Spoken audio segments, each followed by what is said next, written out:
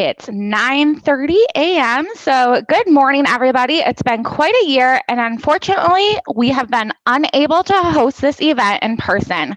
Although I think we're kind of lucky, it's already planned for virtual because there's a lot of snow in my driveway. I barely made it out to go to the gym this morning.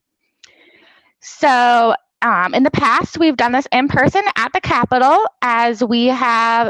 but we are excited for you to be here today for our virtual advocacy day of 2021.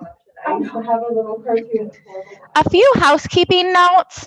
Please keep your lines muted unless you need to ask a question.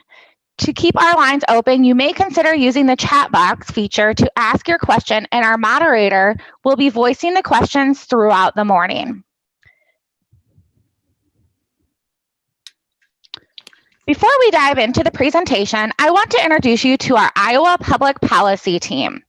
I'm Tracy Sauk. I live in Cedar Falls, Iowa, and I'm your state policy representative. So I helped to organize this meeting today with the help of all these wonderful ladies, and I will let them introduce themselves. Hello, everyone. My name is Christy Carr. I'm your state regulatory specialist, and I live in Des Moines, Iowa. And good morning. My name is Susie Roberts. I live in the Ankeny area, and I am your consumer protection liaison. Good morning, everyone. My name is Lexi Stoneking. I'm your public policy coordinator, and I am in Des Moines, Iowa. And then we have another member of our team who was not able to be on today, but Casey Johnson. She is our reimbursement representative, and she is in Sioux City.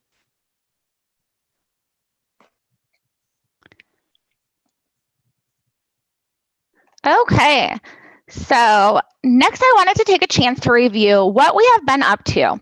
During 2020, licensure was a key priority. Because licensure was under attack, the Iowa Academy decided to hire a lobbyist so we would have eyes inside the Capitol on a day-to-day basis. We were happy that together with our lobbyists, Fitzgerald Smith and Associates, we were able to protect our licensure, although it was sometimes very fast moving, and we learned quickly as our current policy team transitioned into our new roles this past June. Other priorities during the 2020 session included insurance reimbursement, children's nutritional health, and adequate access to nutritious foods, and of course, pandemic survival.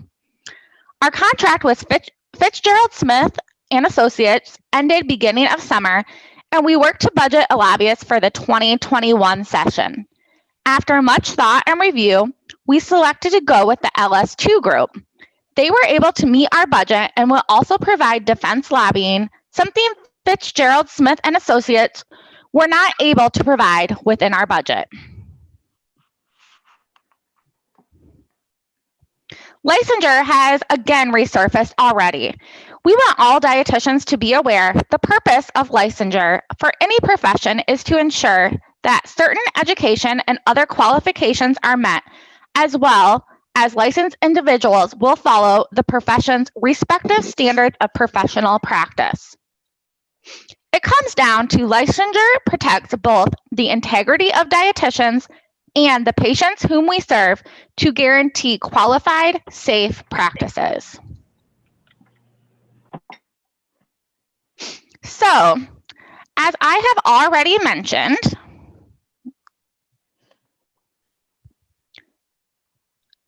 a key priority for the 2021 session, there we go, includes licensure. Currently, there is already a Senate study bill introduced to review state boards and regulation of professions. Other areas of importance we will focus on include food insecurity, social determinants of health, and the impact on Iowans and insurance reimbursement. In addition, the Iowa Academy will continue to support and encourage diversity in our profession as we believe representation of all individuals matters and change starts with us. And again, if you can mute those lines, that would be helpful. I'm hearing a little bit of feedback. You can use the chat box throughout to ask any questions. And now we will go into our planned agenda for the day. We are going to be starting our day with tips for advocating from our lobbyist, Brittany Lumley from LS2 Group. Following that, we will have the pleasure of hearing from Nate, the manager of grassroots and state advocacy with the Academy of Nutrition and Dietetics. Lunch will be on our own at 11:30 a.m. and we will start back up promptly at noon. We will be adjourning at 1 p.m. and we will stick to that time. We are all busy professionals and want to be respectful of your time. So without further ado, let's jump in. I would like to introduce you to Brittany Lemley, our lobbyist. Brittany is currently busy working with the legislators since the general session has officially started. So Brittany and I took some time a few weeks ago to record a session. Please feel free to type any questions into the chat box and we will pass them along to Brittany. Your public policy team will summarize answers and share with everyone at a later point in time.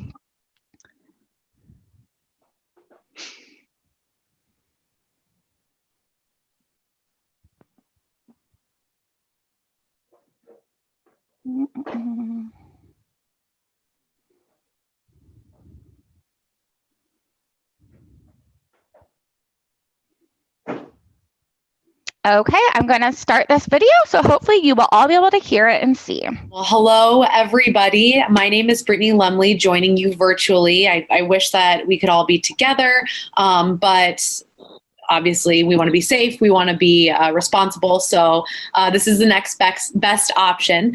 I'll just go, what I plan to do, I'm going to give a little overview about myself, about some of my teammates here at LS2 and what we do.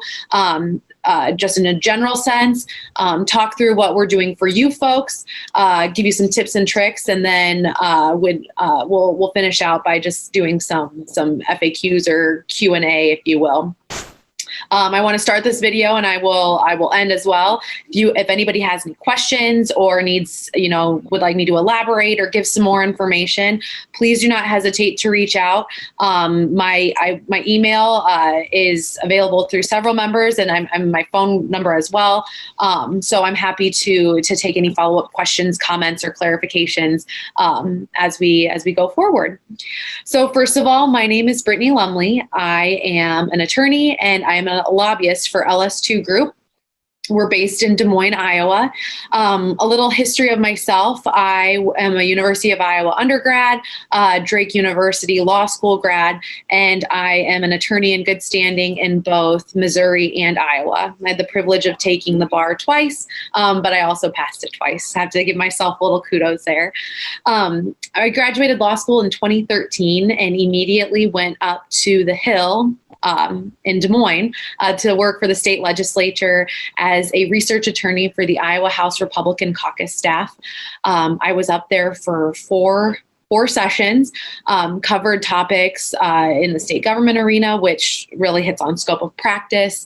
I know that's something, obviously, that's very important for this organization. And all election laws, retirement, pensions, all that good stuff. And I also worked on transportation issues. The gas tax increase was something that I helped out with quite a bit. From there, I also worked on commerce issues, work comp reform, different business, banking, energy, all that type of stuff, tax credits. Got a chance to get my feet wet there as well. And what you do as a staffer, you just are the right hand for the members. So had a lot of good contacts. And after the 2017 session, I made my way down the hill to LS2 Group, where I've been since, going into my fourth session as a lobbyist. And here at LS2 Group, we are a bipartisan public affairs, public relations, crisis communication management, and government affairs firm. The company was started back in 2006, and it was a creation of the founding partners, Chuck Larson, Karen Slivka, and Joe Shanahan, hence the LS2, two S's and an L. And it started just as public affairs, public relations, and grew to include government affairs as client needs changed over the years. The government affairs team is now overseen by Jeff Boink. He's been in Iowa politics for many, many years, mostly Republican. His big claim to fame, he helped run Governor Branstad's reelection campaign back in 2010, served as his chief of staff, and then made his way over to LS2, where he has since grown the book of business. I mentioned the two Republicans on the team. We also have two Democrats. Taylor McDonald, she's a recent Drake Law grad as well. She's done some work up at the legislature in both the House and the Senate, and has been really involved in Democratic campaigns and events, and is great. We work on a lot of things together, so you'll see some correspondence from her, I'm sure, as she tends to work the Democrats while I work Republicans.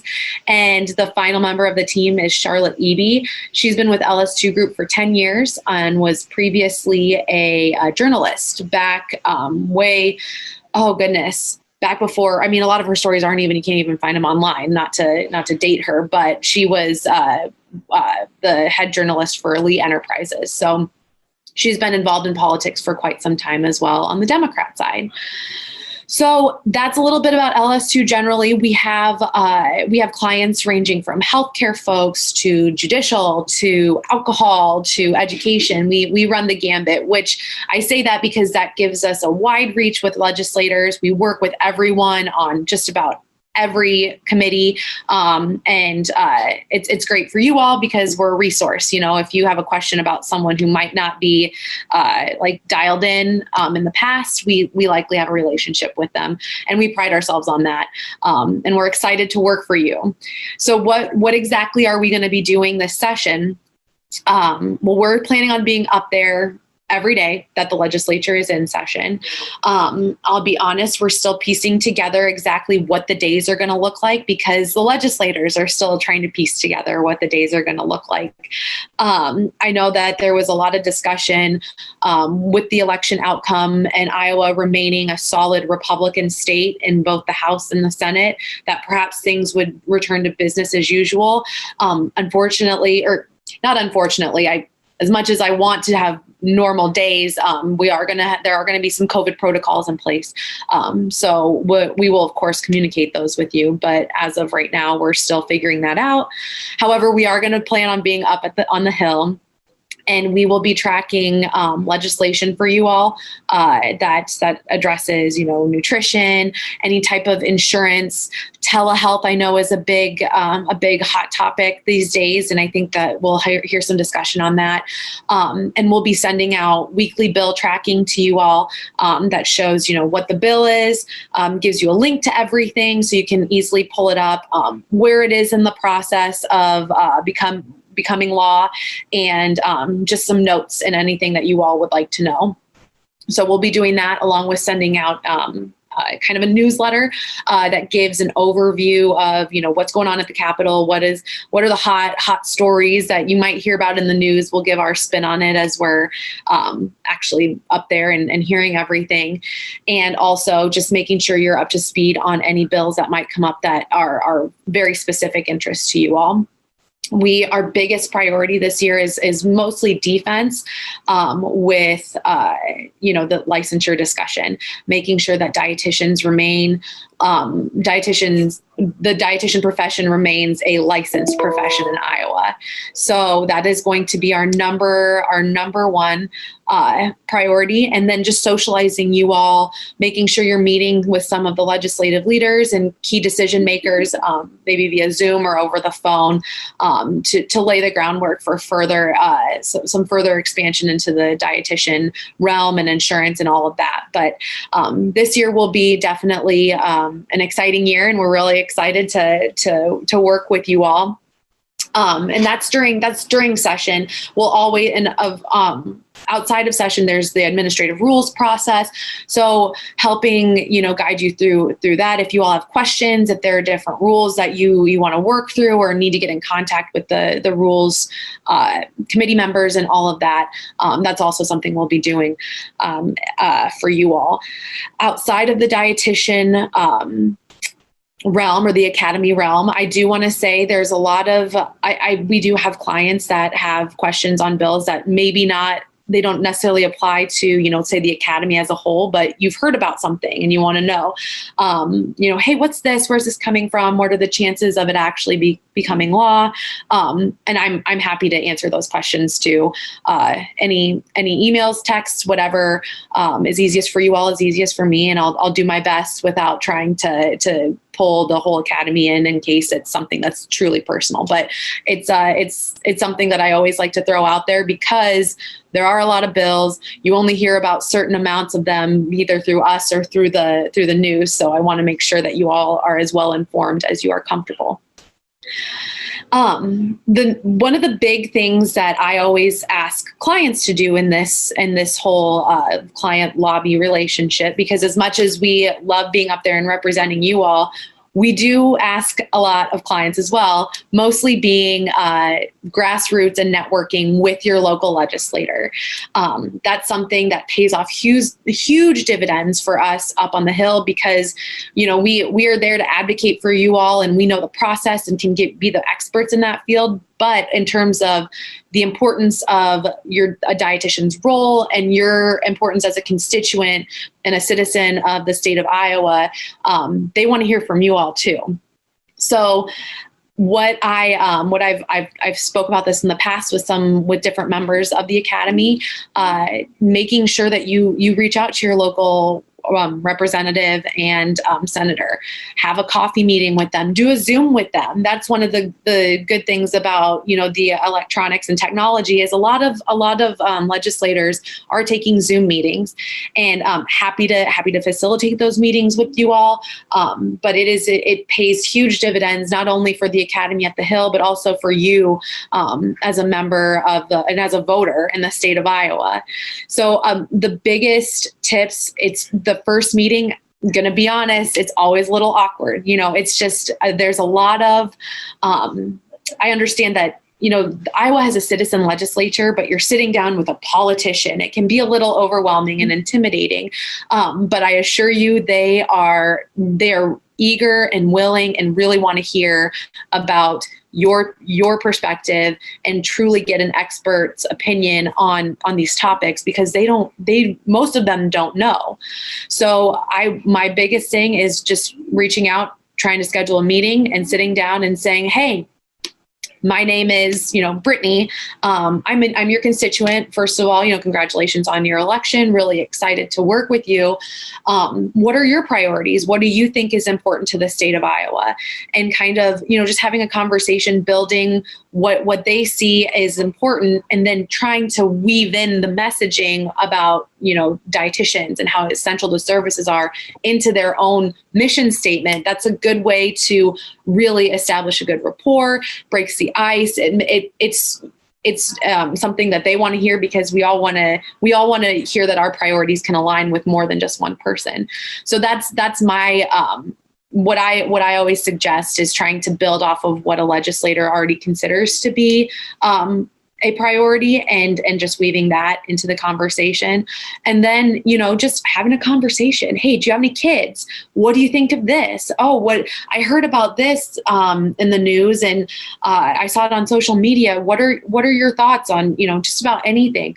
Having that relationship is huge as an individual, and it's huge for, advocating up on the Hill, because if there's a bill that comes through and I have a conversation with a legislator, they'll say, hey, I know a dietitian, Susie Roberts. I'm going to give her a call and see, what exactly, let's get the true understory as somebody who's boots on the ground.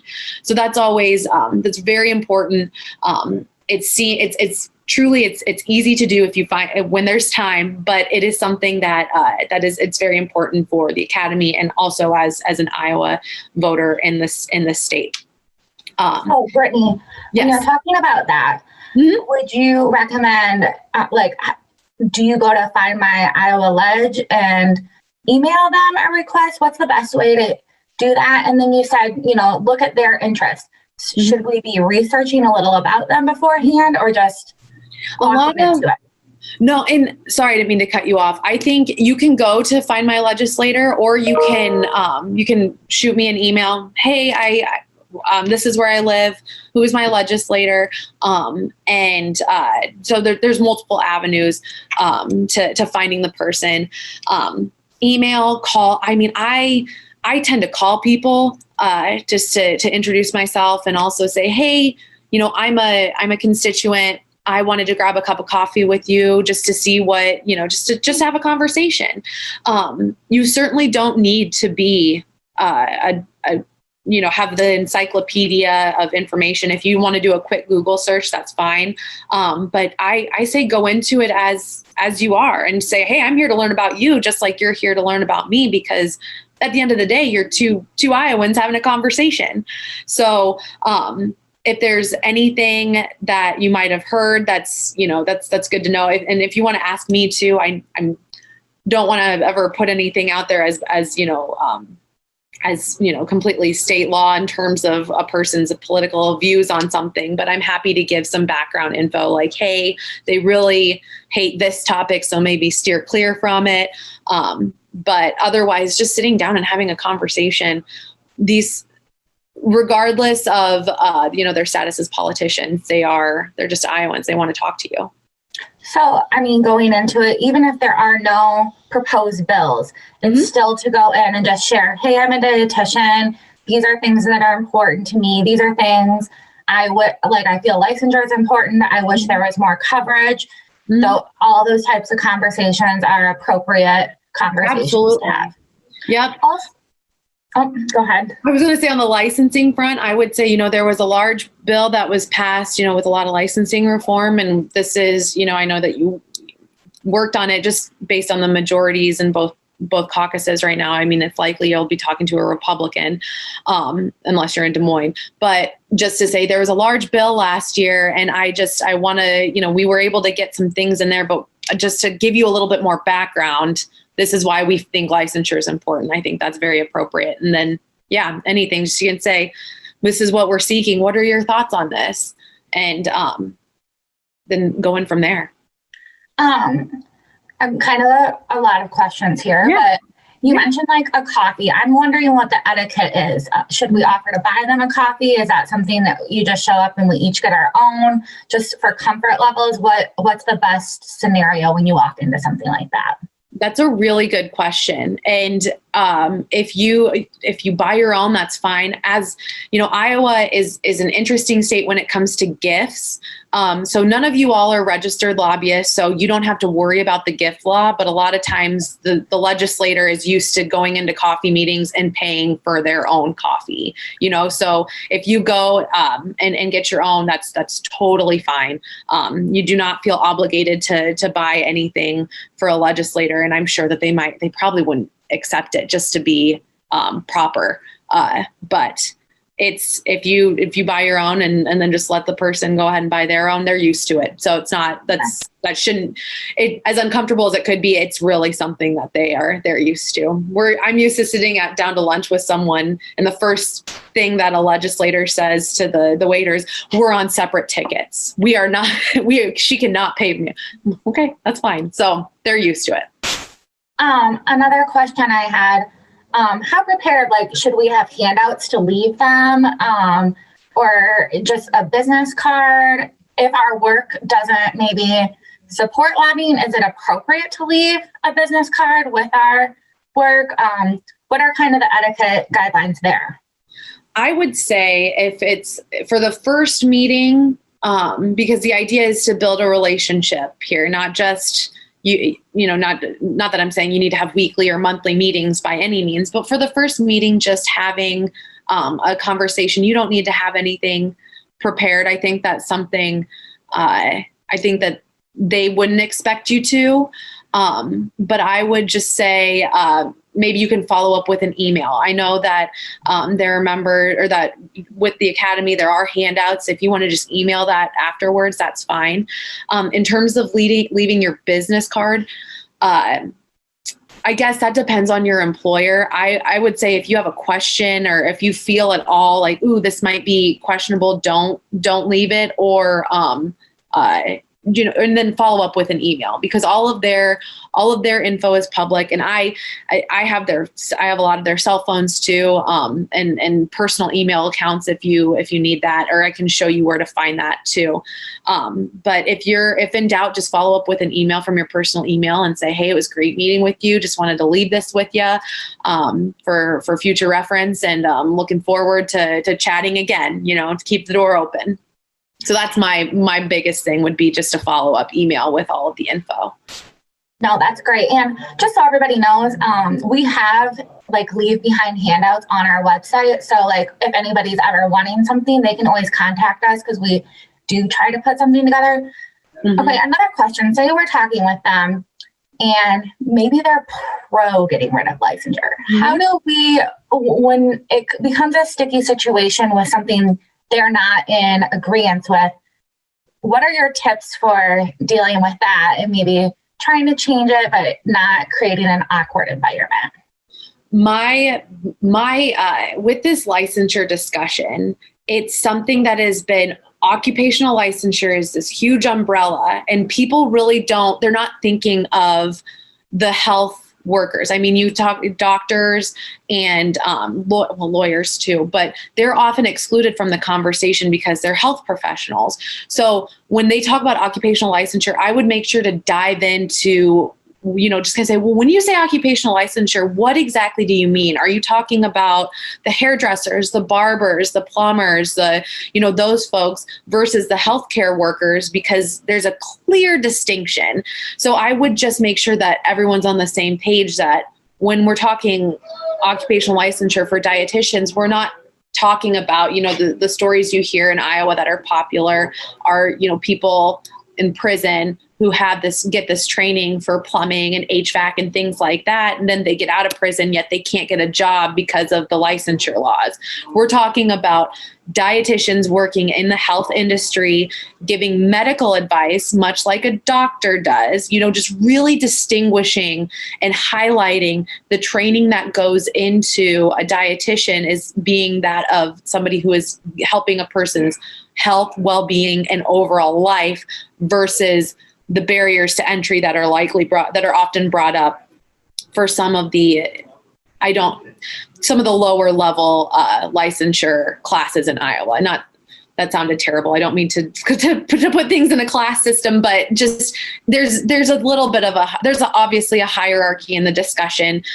So just finding out exactly what they're talking about. Say, well, when you say occupational licensure, tell me, what do you mean about that? What exactly do you mean? What are you trying to address? And then they'll probably have some talking points that are either from the caucus or from the pro-licensure groups, and just say, okay, well, let's, we talk about doctors, we talk about healthcare professionals, and this is what we do. And really drawing yourself to those people and exercising the importance of the training, and just really distinguishing yourself between the occupational licensure as an umbrella and the dietitians as a health profession in helping constituents. Another question, like you said, reach out, just an initial meeting. When's right away, anytime? And then what about follow-up meetings? What's expected?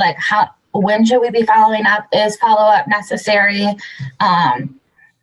I guess you mentioned that maybe a bill would pop up and we'd be alerted and maybe we'd follow up then, but just kind of covering that topic of follow-up a little.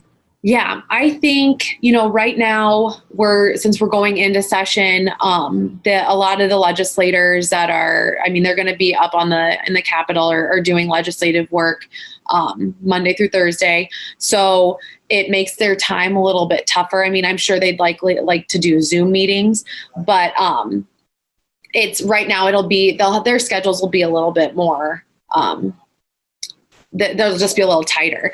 So I think that although that doesn't preclude you from asking, because Fridays it's not a legislative day. They go back to their real lives. So, if you can do a Friday meeting, that's great. And in terms of follow-up, I would, after that first meeting, an initial conversation, send a follow-up email, thanking them, giving your contact info.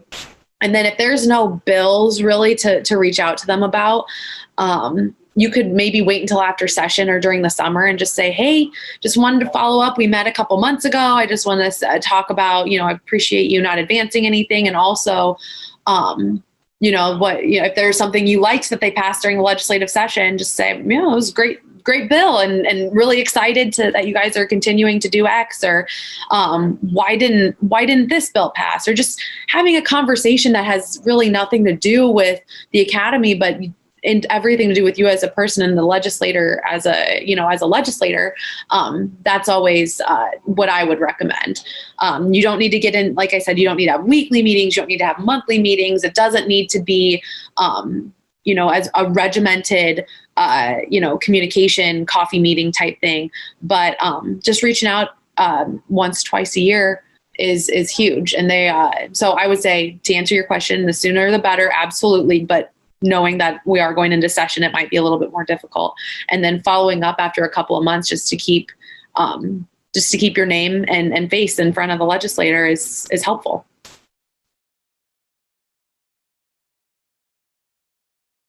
I had another question, but now I'm when you're talking about meeting, so we have a senator and a representative. Correct. So we should meet with both. If you can, if you're in an area where, let's say you all are strapped for time too. As much as I love for you all to be involved, I do want to be, I appreciate that you guys you all have jobs, and this is something you have to do outside of that. So if you can, that's great. If you have to choose one or the other, again, if you want some guidance on that, reach out and I'll let you know. I can be like, well, if we're getting down to the wire, and let's say you're in let's say you're in Ankeny or the Des Moines area. If you have or I'll say Ankeny, if you have like Garrett Gobble, who was just elected to serve in the House of Representatives, great guy, very nice guy, but he's a freshman legislator versus Senator Jack Whitver, who is the majority leader of the Senate, then I would probably try to push you to try and get on Senator Whitver's schedule, as just in terms of, he's in leadership. But if you can meet with both, that's great. If you need help choosing, prioritizing, I'm happy to help you with that as well. And also giving you some, realistic expectations. And if I can facilitate any of those meetings, I'm happy to do that as well.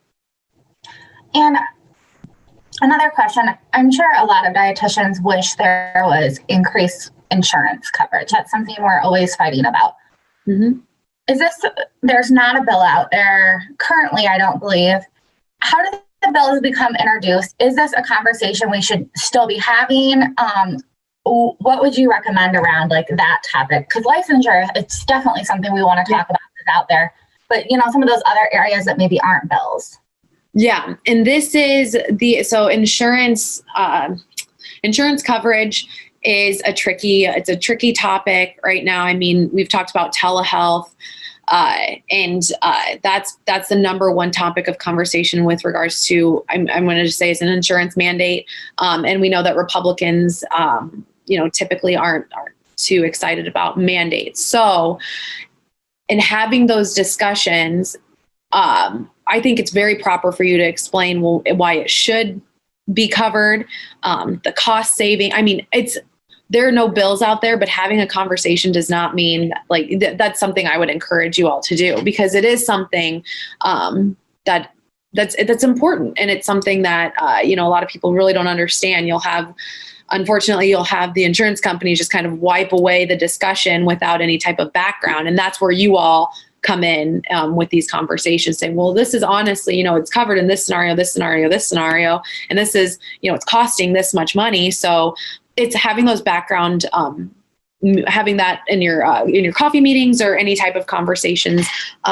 That's very helpful. Now, there is no bill. I do not believe there will be a bill introduced this year.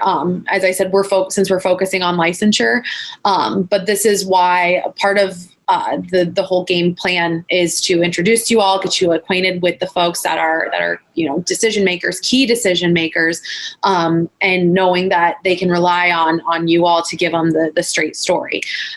So it's all about laying the foundation, which I know I completely understand that people are going to be rolling their eyes like, what do you mean the laying the foundation? But with this current legislative makeup.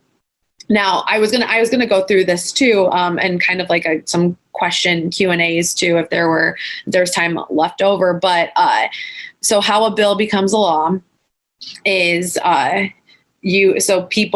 anybody. I mean, you all could go talk to a legislator and give them language, or just say, hey, I'd like, let's say, insurance coverage for dietitians. And we'll say Representative Lundgren, because she's the chair of Commerce Committee right now. You go to Representative Lundgren and say, hey, this is really important. This is important to Iowa. We need to get this done. So you give her the bill, you give her language, or you give her an idea. She takes that idea and submits it to the Legislative Services Agency. And they're called drafters. They're the nonpartisan arm of the legislature who does all of the drafting for bills, amendments, what have you. And there's a fiscal division that crunches all the numbers to put numbers to every idea. So they draft a bill and she approves it, and then it gets put into the system where with all of the other bills, any legislator can do this. In the House, the Speaker decides which committee it goes to. And then the Senate, the Majority Leader decides which committee it goes to. So that issue, since it's insurance, would likely go to Commerce. And then Representative Lundgren, during a committee meeting, would assign a subcommittee, which consists of 2 majority members and 1 minority member. So 2 Republicans and a Democrat. And they schedule a subcommittee meeting where all the lobbyists, all interested parties, I mean, everyday Iowans can come up and speak in subcommittee as well, but every group gets a chance to speak about why this bill is important and it should be passed, or this bill is awful and we should kill it. Assuming it goes through, then you convince them, and you can have conversations outside of the subcommittee process, but assuming you talk to enough people, then the subcommittee signs off on the bill. And you need a majority of the members to sign off. So you need 2 of the 3 members to sign the subcommittee report, and that goes to the full committee. From there, then the full committee votes on it. There's a floor manager who is the person who sees the bill from start to finish. And they present the bill in committee. There's no conversation from the outside groups. This is all, the committee process is just for elected officials. And there's a committee level debate. So each committee has about 25 members, obviously majority Republican, and then some Democrats. And then if they get a majority of the members in that committee, then it goes to the full chamber for a vote. And they have a full debate. Debate because most of the time nowadays, each caucus only brings bills forward that they know are going to pass. So a lot of times on some of the, not this issue, but on the most controversial issues, there's really not a debate. It's just a lot of grandstanding from each side. But it's interesting to watch. And assuming it gets a majority passed in the House, then it bounces over to the Senate and we go through the process all over again. And once it gets passed by the Senate, it goes down to the governor for signature. So you can go that route. You can do it with a House member. You can do it with a senator.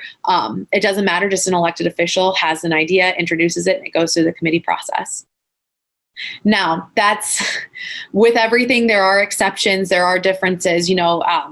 Iowa has a lot of opportunities for things to be resurrected, added as amendments and things like that. But those get a little bit more, those are more for desperate times. And so it's not the norm. The norm is working the committee process. So you start with a small, 1 person, then 3, then 25, then 100.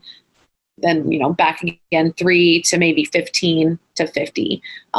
So just start small, gets everyone on board, and that's how a bill becomes law in Iowa.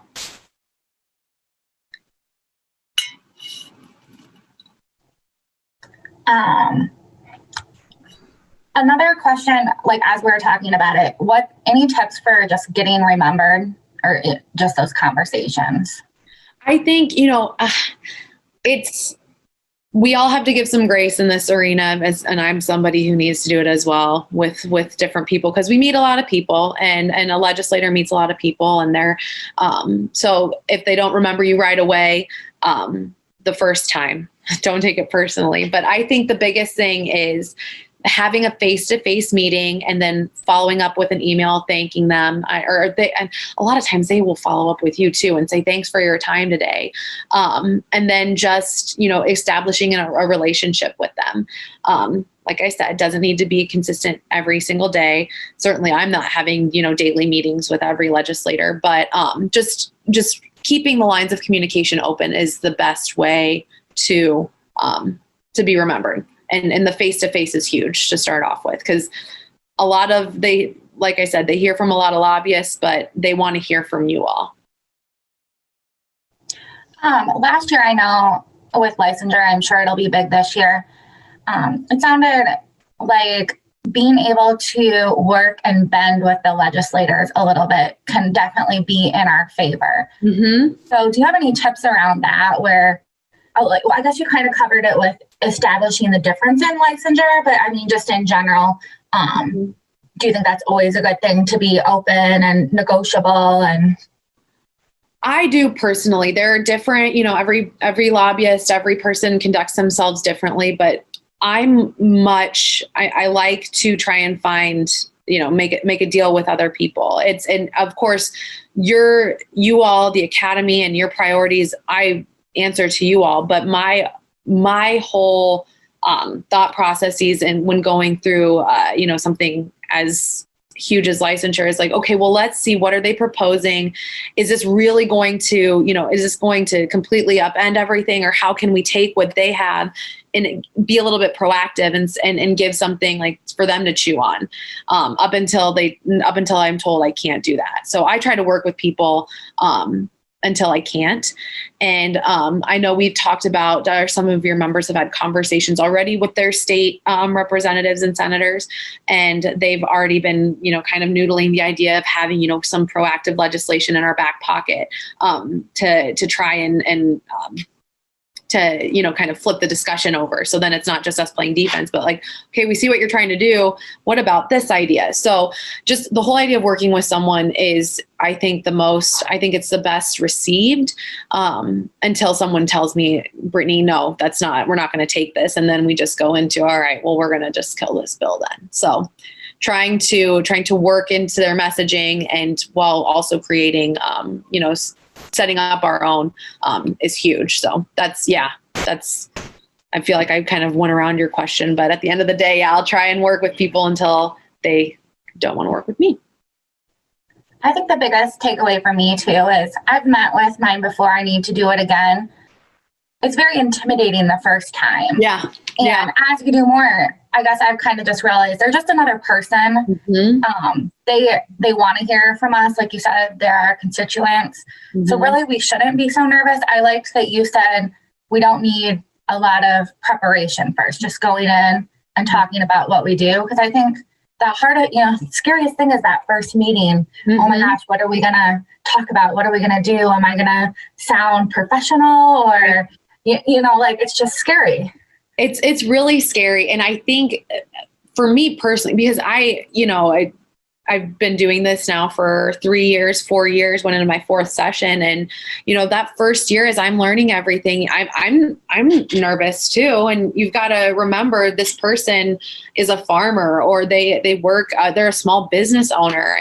We're all, it's not like Washington. I feel like I'm constantly saying, it's not DC. We don't have these people who are so, the only way you see them is on the TV. You can run into your legislator at Target, or at the grocery store. So I found I'm getting gas the other day. Yeah. And they want to hear from you. And much like with anybody, it's like, you want to have a conversation. They want to have a conversation. It's when groups and other people immediately go, oh, I'm going to issue, a social media blast with half of it, that's when they kind of shut down. But if you're sitting down having a cup of coffee with them, they love that. And, opening up, asking about their priorities. I mean, who doesn't love to talk about themselves? They love it. So any way you can do that, and break down to break that ice. But it is intimidating, but we've all got to remember, we're all people, and we all just want to do what's best for Iowans, and we're all Iowans. What other common, I feel like we've covered a lot of awesome stuff. I'm really excited about this. What other common Q&As, were there any that we haven't covered? I will say, I was just going to give some general, just some terms that are used. Each business industry has different, abbreviations, and you'll hear different things. But big things. So caucus, be like, oh, well, they went into caucus, or this is the Republican caucus. It is a word that's both a noun and a verb. Republican caucus is obviously all the Republicans, Democrat caucus, all the Democrats. And then when they go into caucus, that means they're in a closed door meeting. No, the only people allowed in are the members and staff. And that's where they make a lot of decisions, hash a lot of things out between the parties. So that's something I want to say. As I use the word caucus, I know a lot of people are kind of like, I just want to make sure everyone's on the same page. And then do they go into caucus like during the session? Mm-hmm. And then, so you said only them and their staffers. Mm-hmm. So where are you guys? Like, you're out and then they get breaks and they see you, or how does that work? The caucusing picks up a lot towards the end of session, but a lot of times what they'll do is for committees, because you can caucus at a committee level. Well, you can caucus anytime, but most of the time we see it is at committee level and then right before debate. So, and this can happen any time of the day. They'll gavel in the morning and open up the session with their, they do the prayer and the national anthem or the pledge, and then they'll go to caucus. And what they do there is plan out the day and discuss the bills that are going to come up. We as lobbyists, we hang out in the rotunda. We can go to the cafeteria. We're just kind of milling around, figuring out what committees are coming up, what conversations we need to have. And even though members aren't supposed to leave caucus, if you have an issue that's important, you can usually send a text message and they'll come out and talk to you. But we're up there just caucusing is part of the gig, unfortunately, as frustrating as it can be, but we're up there and communicating via text and whatnot. So I guess in a general sense, they're kind of trying to get on the same page about something. Mm-hmm. Like all the Democrats want to be on the same page if they can. Yeah.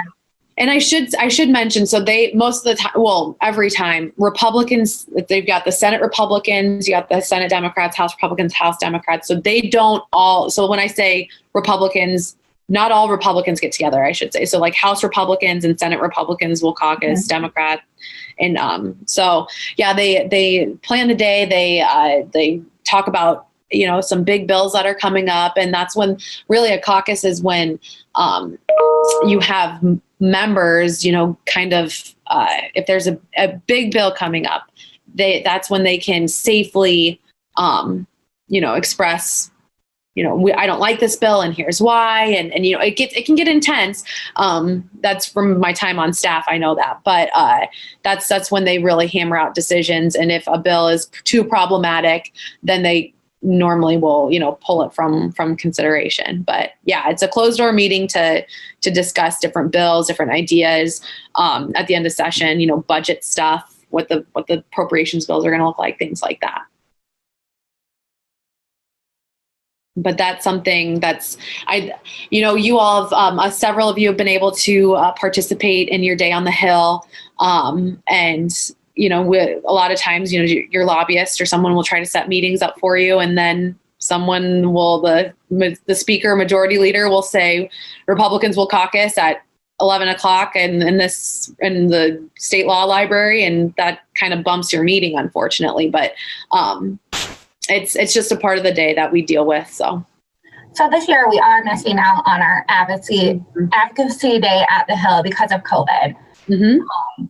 So the conversations are clearly really important important this year. Is there any other way you think that we can, amp up because we weren't able to do that? Mm-hmm. I think the biggest thing is right now, because, and based on conversations that I've had, I think there was such a big push for licensure last year. There was that bill that was passed. I think that, if there is another push, I'm not sure if it'll make the priority list this year. So just introducing yourself and kind of talking through what the bill did for your profession in the years past and why that's sufficient is important. And once again, just getting to know just having the first conversation and knowing your legislator is huge. And then as a bill comes up, since you all aren't able to come up, that's why I'm there. And so that's when I start talking to people and if a bill, I'm obviously talking to people, but to a specific issue, that's when you lean heavily on me. So even though the advocacy day is not happening this year, by no means are you all missing out on any type of advocacy, because you have I'm biased, but a fantastic lobby team up there advocating for you every day already. So, were there other terms that you wanted to let us know? So you'll hear about the funnel. So in order to move things along, there are deadlines put into place. So like I said, before a bill can become a law, it has to make it through the first funnel, which means like all House bills need to be out of their policy committees by, I think it's March 5th. And then it needs to be debated by the full House, passed over to the Senate, go through the Senate subcommittee and out of the Senate policy committee by the second funnel, which is, I believe, at the end of March. I need to polish up on that, but I know the first funnel deadline is early March and the second one is just a couple weeks later. So when I say funnel and something is dead, that means it didn't make it out of the policy committee and is no longer eligible to be considered in its original form. So I know that a lot of the funnel deadlines and honestly, a lot of this, if I bring up terms or anything, please let me know. The only way to really grasp it is to just go through it, unfortunately. So this first year, if I'm speaking Greek to you, trust me, by next year, it'll be, you'll be speaking right along with me. But the funnel deadlines are big for making sure they can move through session and in a timely manner. So if it gets killed in funnel, it can't come back unless they change the wording or whatever, or next year they have a whole new opportunity at it. Correct. And it could come back as an amendment. They could amend something but normally in this, and because of the way that the legislature is structured, if it didn't make it out of the committee, there's a reason, and it's got a huge problem, or it just didn't rise to the priority list. So it can always come back as an amendment. But let's say we're tracking House File 1, it's never considered, and it gets killed in the first funnel. You will never see House File 1 again, if that makes sense. You could see the language, but it'll be in a different form, either through an amendment or maybe a budget bill. But that's something we stay on top of. And I think in this climate, it'll be a little bit rare. If something's killed in committee, it was killed for a reason. So and that's another thing. Killed, dead. I apologize. I don't mean to sound barbaric, but that's just, we all of us in the lobby, we really love that it's like, oh, we killed that bill, or it's dead. It's dead. It's just a way of saying that it's no longer eligible for consideration in one form. Everything can be, amendments are always, and there are always another option you can have a bill on the floor that's, going through the full House debate, and they can amend something to it. So that's something we track too. I mean, you all will be aware. And normally we all of the different groups speak. And so we can say, oh yeah, we got that's going to be amended on the floor. So, and that's another thing. On the floor means in the House, Senate, that's when something is in front of the full chamber. Committee level is obviously at committee level, and then subs or subcommittees. So I hope that was helpful and not more confusing. I apologize if it was. No, this has been really great. Good. I'm glad. I'm very glad. Were there any other terms or any other common Q&As you think we should know? I think right now that's it. Like I said, if anybody has further questions or needs any guidance or anything, please don't hesitate to reach out. And, if there are coffee meetings that people are, a little nervous, I'm happy to attend. I don't want to ever act like I need to be there, because I really encourage, just from a lobbyist perspective and as a fellow Iowan, I think it's important to have a relationship with your legislators. It's something that's great about our country and our state as well. But I'm happy to attend any of these meetings or facilitate them in any way possible.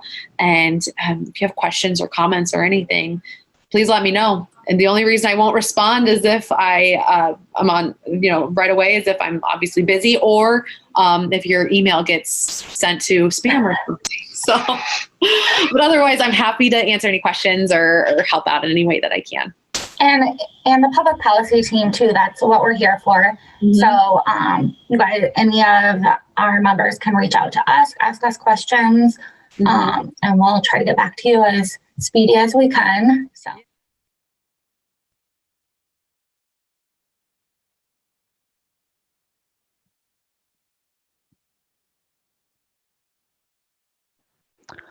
Okay, let me get this screen sharing business figured out. Get the Beauty and the Beast off here. All right, give me a second. I'm getting much better at Zoom every day, but it's not my everyday thing.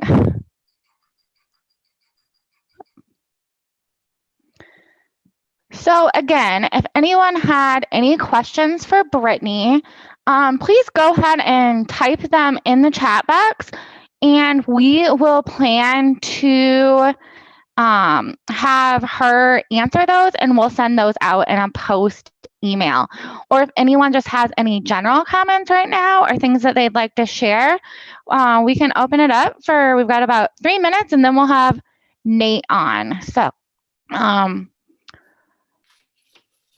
Chrissy, did we have anybody have comments? Tina just says that was great and thanks, but no questions so far. Okay.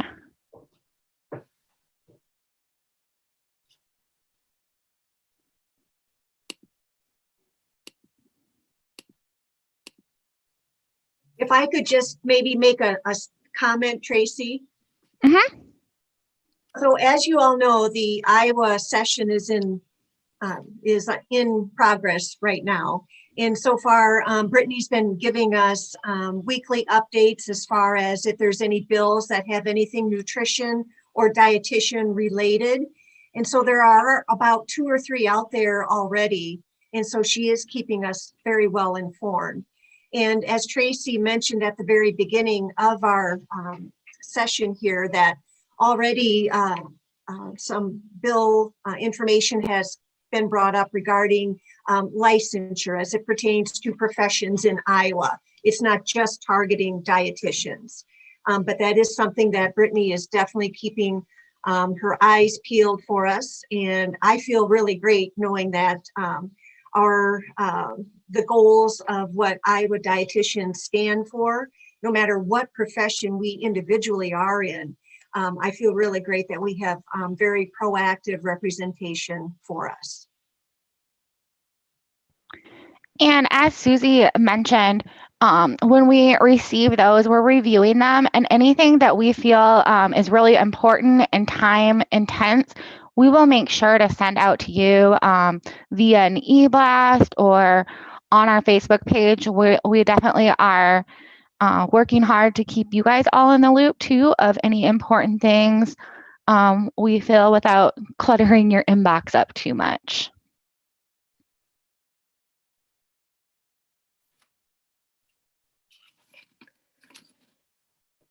All right, well, feel free to continue. If any questions come up, you can always type them in. But next up, we have Nate Stritzinger with From Policy to Practice, Avenues for Making Change.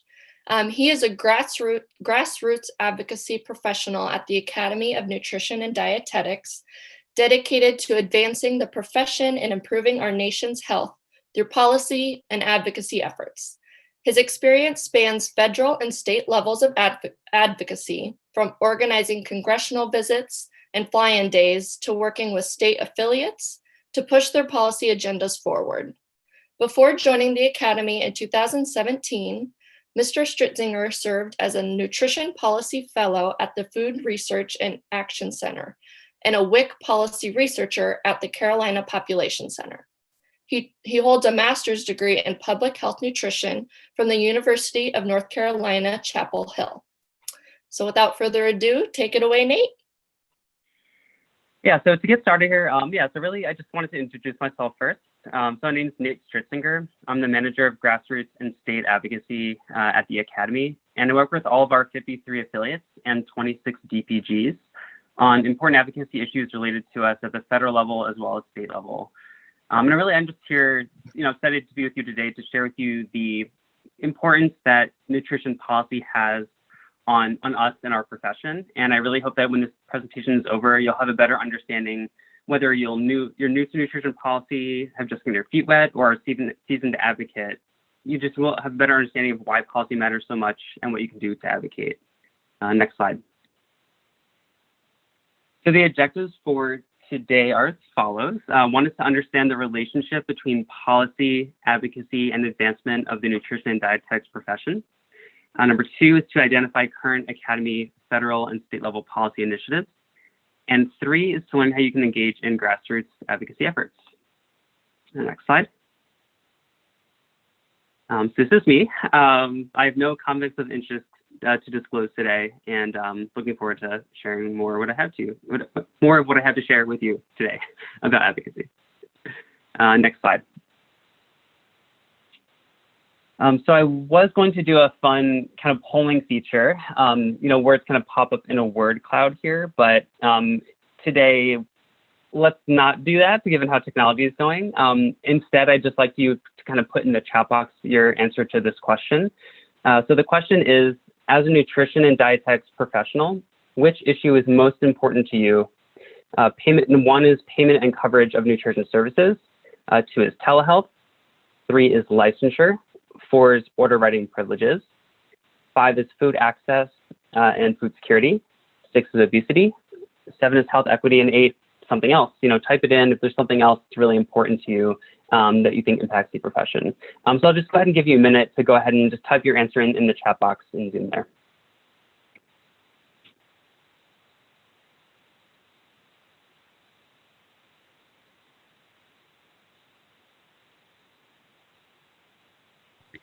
Can you see the chat box? Would you like us to share what we're seeing in there? You may want to share what you're seeing. I actually can't see the chat box. Yeah, that'd be great if you kind of share some of the responses that you're seeing.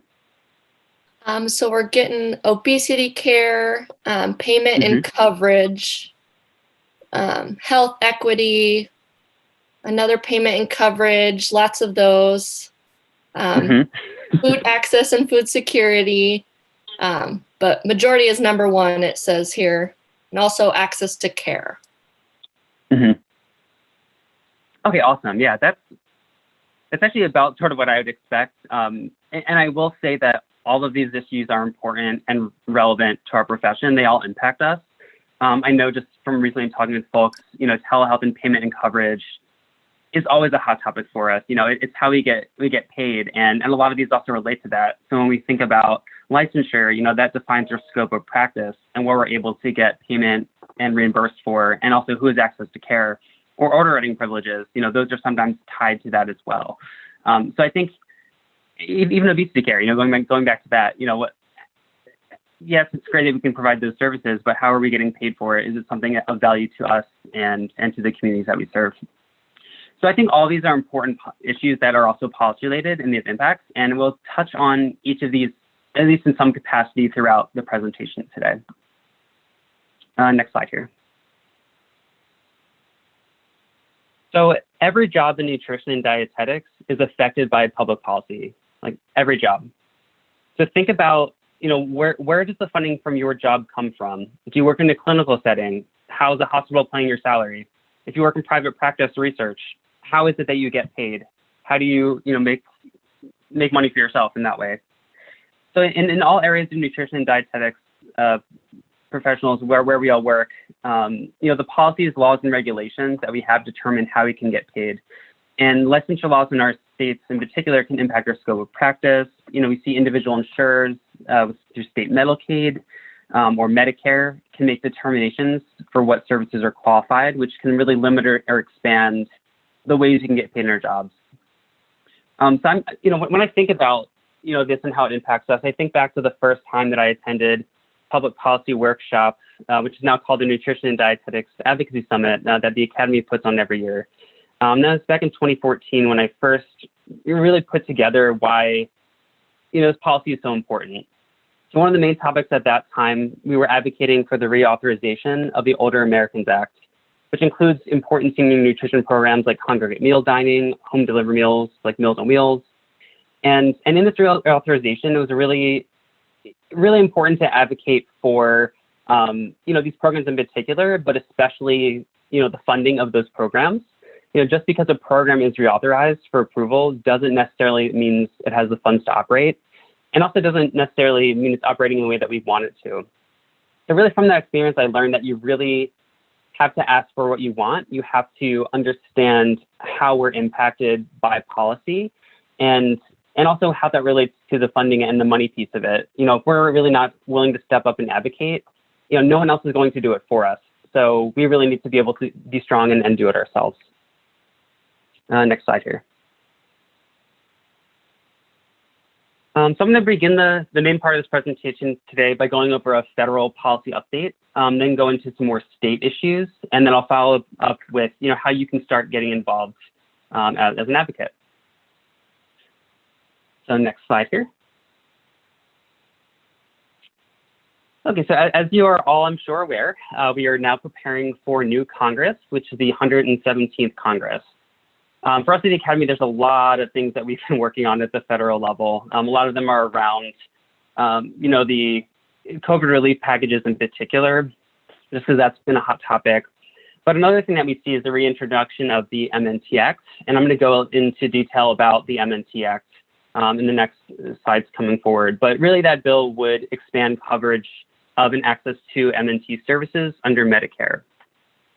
We're also looking into the appropriations process, which typically takes place during this time of year in the winter and springtime for next fiscal year. So it'd be for fiscal year 2022. It may seem like it's fairly far off from now, but it's never too early to start. And really, right now is the time where we have the opportunity to define our funding priorities for specific programs.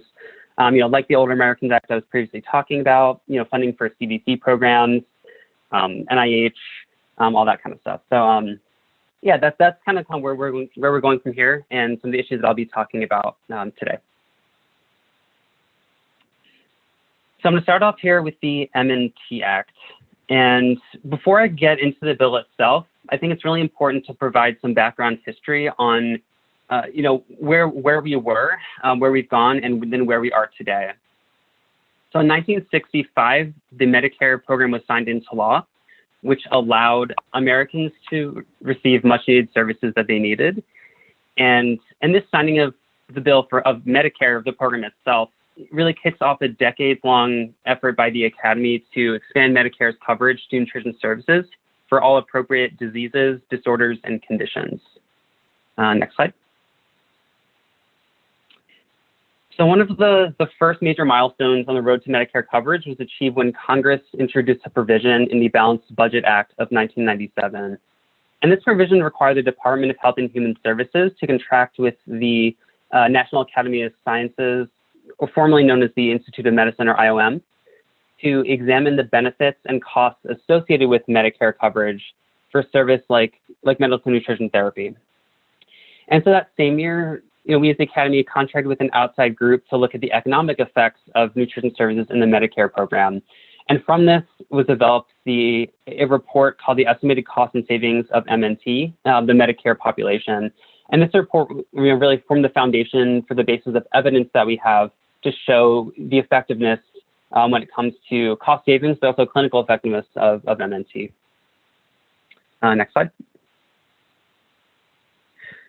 So in 2000, the National Academy of Sciences, IOM, they published their findings and recommended that MNT should be a reimbursable benefit for Medicare beneficiaries. And this led Congress to finally pass the Medicare Part B MNT provision, which required the Centers for Medicare and Medicare Services, or CMS, to go through a congressional approval for expansion of this benefit. In addition, the decision to cover, only, in this case, only diabetes and kidney disease was covered. And this is based on cost projections by the Congressional Budget Office. As I was mentioning, sometimes it always comes down to funds and what we have available. So at that time, we could only provide evidence that diabetes and kidney diseases were cost effective and clinically effective.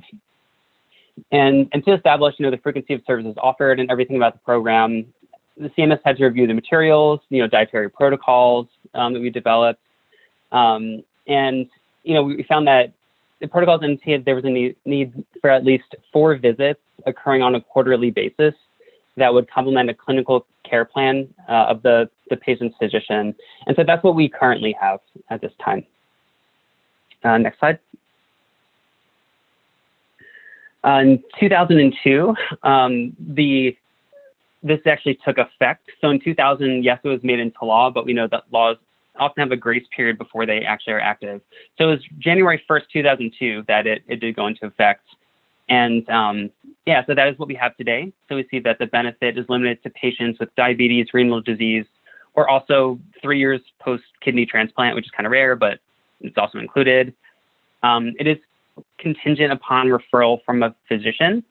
And the reimbursement rate is also set at 85% of the physician reimbursement rate. So it's slightly less, but that also makes it possible for us to show our cost effectiveness compared to a physician. Next slide. So in 2006, another notable change was that the MNT benefit was included as a list of telehealth services. And this is, really helpful for us now, especially as we're seeing under COVID, we're able to provide Medicare services via telehealth for this reason. Next slide here. So then also in 2011, there was a removal of the copay for beneficiaries under Medicare. So that makes it just easier to access for folks. And so since 2011, we've continued to advocate for an expanded set of disease states in Medicare. For example, we had the Preventing Diabetes in Medicare Act that we've been advocating for that would cover MNT services for those folks with prediabetes instead of having to wait for patients to get diabetes before we can actually treat them. Or the Treat and Reduce Obesity Act is another one that comes to mind. So there's quite a few bills that we had that would advocate for specific disease states, but not necessarily all disease states. Next slide.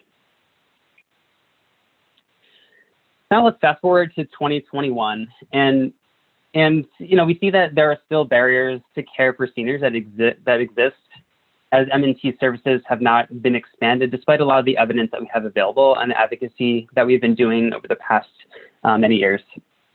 So we see that a referral from a physician is still required for a beneficiary to use MNT services under Medicare Part B. Other qualified non-physician practitioners like nurse practitioners, PAs, clinical nutrition specialists, they're still barred from directly referring patients. So that is currently still a problem. We also see that there are time and scheduling barriers that pose issues to MNT access as well. So most physicians may not directly employ an RDN, which could force patients to make an additional appointment, often at another site, having to have care received on a different day. We know that transportation can be an issue. So those are some other issues that go into the time and scheduling. And then also, as I mentioned earlier, and throughout this, not all conditions or disease states have been included, especially those which we know are cost-effective and clinically effective at treating, different diseases. So that's another big problem, especially when we see high rates of chronic disease still endure. So, that is to say, we're trying to find a solution to this. Next slide here. This is where the Mnt Act comes in. And so when I think about bills, I like to think about them as a solution to a problem why is it that we're offering up legislation? Is this legislation necessary? What does it look like, and why does it look that way? And so what we did was, we were working with a lot of our champions in Congress and asking them the question, what really would it take to address some of the shortcomings of MNT under Medicare Part B, given all of this historical evolution of MNT coverage under Medicare and where we're at now. And so with that, we were able to introduce the Mnt Act of 2020, which was introduced by Representatives Engel and Peter King of New York, and Senator Susan Collins of Maine and Gary Peters of Michigan. And I'll go into the details behind the bill on the next slide here. But first, I did want to note that it did gain a lot of traction last Congress, although it was introduced later in this session. And with all of the legislation that came through around COVID, we didn't have as much time to be able to advocate for it. And we were hoping to maybe get it included in a COVID package. That unfortunately did not happen. So we need to reintroduce that this Congress. So any bill that was introduced previously doesn't automatically get carried over at the federal level. In some states, there is the potential for a bill to be carried over, which is just called carryover, surprise. But at the federal level, it just has to be reintroduced. And for us, one issue is that we did lose our original sponsors in the House. They both actually were not reelected this year. So we've been in conversations with a few other champions that we have in Congress to secure those sponsors for this coming year. But we'll definitely make sure to let you all know when we actually do reintroduce that and what the bill outlook is when we get the chance. So next slide here. So what does the Medical Nutrition Therapy Act do? Well, one of the main things that it does is under Medicare, it would add the disease and conditions that you see listed here to Medicare. So I'll just give you just a couple seconds just to read over that, just so you can read through all of them in their breath.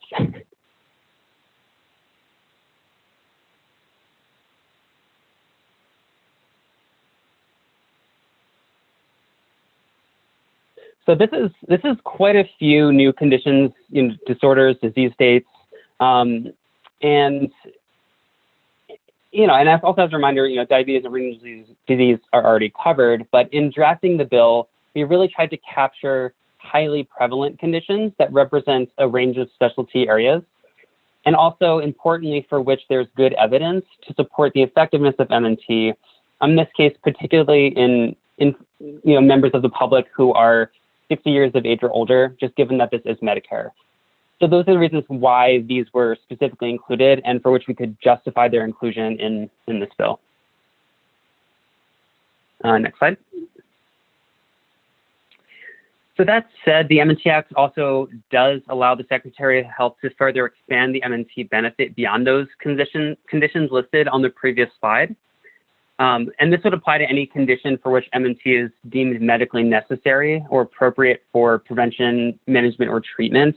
But these would have to be consistent with new evidence that we then have available. They have to be consistent with recommendations from the United States Preventive Services Task Force or current professional protocols or clinical guidelines. So that gives the ability for the bill to adjust to what we currently know and what we will know in the future about different services that we as dietitians are able to provide. And then also lastly, the Mnt Act expands the list of referring providers. So as I mentioned, currently only physicians can refer patients for MNT. And this doesn't really make sense given the increased presence of other non-physician providers really filling the primary care gap that we see, as well as chronic disease management roles. So the providers that would be able to be included would be physician assistants, nurse practitioners, clinical nurse specialists, and also clinical psychologists for eating disorders specifically. Next slide. So that's the Mnt Act in a nutshell. I will say the other important thing about the Mnt Act is that, although it only applies to Medicare, there's good reason to believe that the impacts will be felt beyond this among the senior population. So, for example, following congressional approval of MNT as a covered Medicare benefit in 2000, there's an environmental scan that noted a positive change in M&T coverage among Medicaid and commercial insurance plans. So, many insurers, both private and public, typically follow Medicare's lead in adopting coverage and benefits. And so M&T coverage for Medicare could impact more than just Medicare beneficiaries and lead to expanded payment opportunities for RDNs elsewhere, through Medicaid, commercial insurance plans, other ways that we get paid. So I think that's a really important thing to note about that as well. When we look at policy, we know that sometimes it doesn't impact just that one policy that's passed. It also impacts other policies that could be passed in the future. All right, next slide. So the next thing I want to talk to y'all about. Yeah, sorry, go ahead. Sorry, we have had quite a few chats, and I see you're kind of moving into another area. Do you mind if we pause for a few questions quick? Yeah, certainly. Let's do it. All right. So first question is, in the slide discussing MNT effectiveness studied in 1997, the slide is entitled Medicaid Part B, but the focus was Medicare. What about Medicaid? Oh, sorry. It should say Medicare Part B. I apologize about that.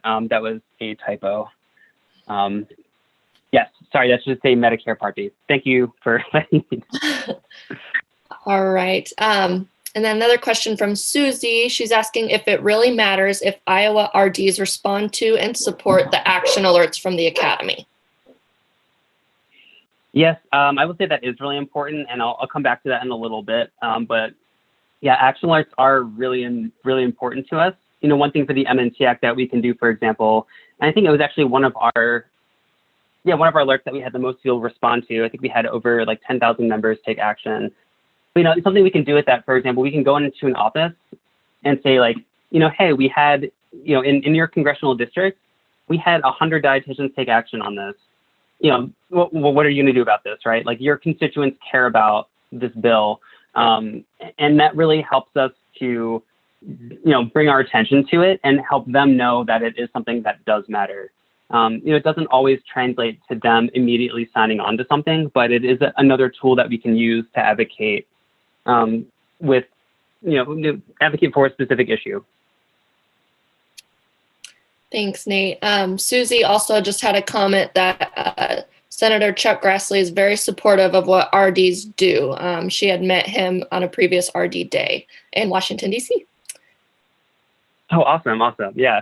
I'll get into that a little bit about that later, about meeting members of Congress too, and also state legislators. But I think that's one of the best things you can do is talking to them and, like showing your face and letting them get to know you and who we are and what we do. I think a lot of people, public members of Congress included, don't really understand what we do as dietitians. So I think letting them know that we're more than just, people who provide advice about, what you can and can't eat goes a long way for our issues.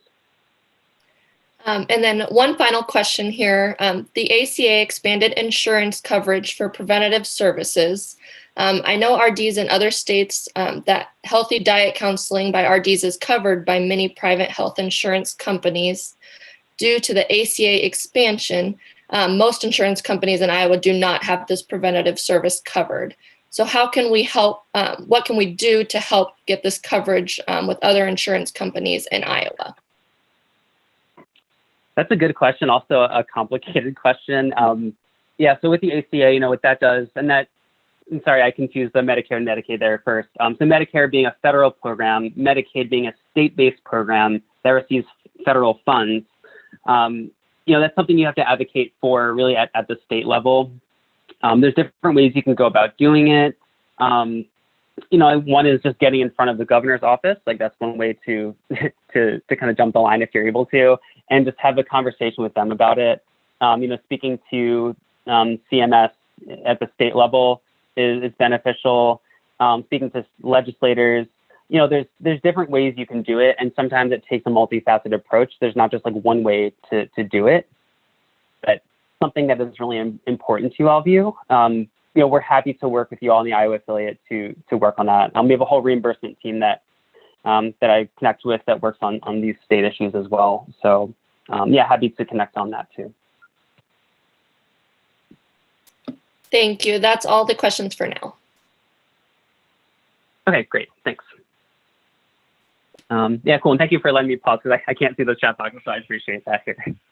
All right, yeah, so to change gears a little bit, I do want to talk about appropriations advocacy. And, you know, I say I'm talking a lot about payment, and that is something that y'all indicated was important, so I'm glad I chose these topics here. But, you know, appropriations is really all about the money here. So you can go to the next slide here. So the appropriations process, you know, there's different types of funds. There are mandatory and discretionary funds, and mandatory funds are those that are reauthorized every single year. They're things that always get funded for, you know, what are often called entitlement programs. So we think about, you know, SNAP program, for example. That's something that anyone who meets specific criteria, in this case for income level thresholds, and other, you know, others, you know, specific things too, they're able to be eligible for that program. But then there are other programs that are discretionary. So some of these, you know, on the side would be, you know, the WIC program. You know, Congress doesn't necessarily have to give the amount of money that they give every year to that program, but they do because it's a good program. It's an effective program. You know, same with food safety. You know, they don't have to allocate necessarily all the, you know, the funds that they do each year to that. They just choose to do that. So these are services and, you know, programs that we need to advocate for each year. You know, see also on the HHS side with, you know, the CDC or NIDDK, you know, those are, you know, often like research-based institutions that we need to make sure are funded so that the research that we have can translate to good policy decisions for our lawmakers too. And for these discretionary funds, if we don't ask for it, and, you know, especially in tight times, these programs will not be funded. So that's why it's really important for us to think about, you know, these different things and how we can make sure that, you know, we can get these funded, because they are our priorities as well. Next slide here. Yeah, so why advocate during this time? And you realize this thing, it's really all about the money. So I feel like there's something for everyone. You know, there's a number of programs. There's, you know, everything from WIC-peer breastfeeding to clinical nutrition research. And, you know, thinking about it, you know, what if we had the power of all of our credentialed practitioners to ask Congress to really show us the money for the programs and services that we provide? And, you know, like, what would that look like? And how would that impact the public as a whole? How would that help create a healthier nation for us? So, you know, it often all comes down to the money that's appropriated. And that's, you know, something that I think is really important, something I didn't realize as much before I really, you know, got into this policy space. Next slide here. This is our appropriations advocacy timeline I'm sharing with you. And so from November through December, we worked with the Academy's Legislative and Public Policy Committee to establish priorities going into 2021. And I can share a document with you after this. Maybe I'll just email that to you all. But yeah, so this outlined what we plan on advocating for going into this year.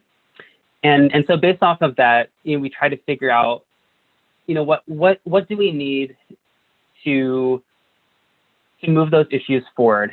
And so one thing for us is member stories. So we do need your stories. Right now we're collecting federal stories, especially for folks who work in programs that are funded federally. And I can share with you a link to fill out that survey. It's on our website as well. But yeah, like, it's important for you to tell your story, especially when we're meeting with members of the committee or filling out forms. And so in January to February, we're planning to, which is now, we're planning to meet with members of the Appropriations Committee. And these folks really have the power to determine or decide what goes into an appropriations bill. And so the stories that you're able to help us share, you know, say we're able to, you know, find a really great story, we can bring you into a meeting with us and have you virtually meet with this member of Congress and share your story with them. And yes, we can have all the facts and figures in the world, but sometimes that doesn't mean as much to a member than a story that they may remember years later about how a program really impacted their constituents and how it enabled you to do the work that you need to do. So that's one way that we use the stories that you have. Another important thing here is, in February through March, we're planning to fill out what are called 302B forms. And these forms are federal funding request forms that every single office asks for. And they speak to, why a particular program should be given these discretionary funds that we're asking for. That's another place that we can pull in stories, but, it goes through a number of different things on those forms, what the program is, who the conditions are, how many people it serves, what the impact is, what the cost is. They look at all these different things and make their evaluation on what should be included in the bill. Then moving beyond that in April, as Congress is coming to a better idea of what the bill will look like, they'll ask for outside witness testimony, often experts and who run these programs, who are well in a lot of the programs that we see at the federal level, and they help them make a decision on, what should be included and what should not be included. Then in May through September, I know it's kind of a long period, but during that time, the committee then meets and they offer a markup of bills where they consider possible changes to a proposed budget by offering or voting amendments to it. And during this time, there's often public meetings that allow for input on the markup changes. So that's another opportunity for us to provide any additional information that we may want to share at that time. So it's a pretty long process. It's almost a year-long process each year. And, this year we're already kind of in the midst of it. We'll be sharing some more information with you about that. But I would like to share with you the link on collecting member stories that I can do. Maybe I'll share that after today's event. Leave that to you. Next slide here. Yeah, so any questions about the appropriations process or what that advocacy timeline looks like?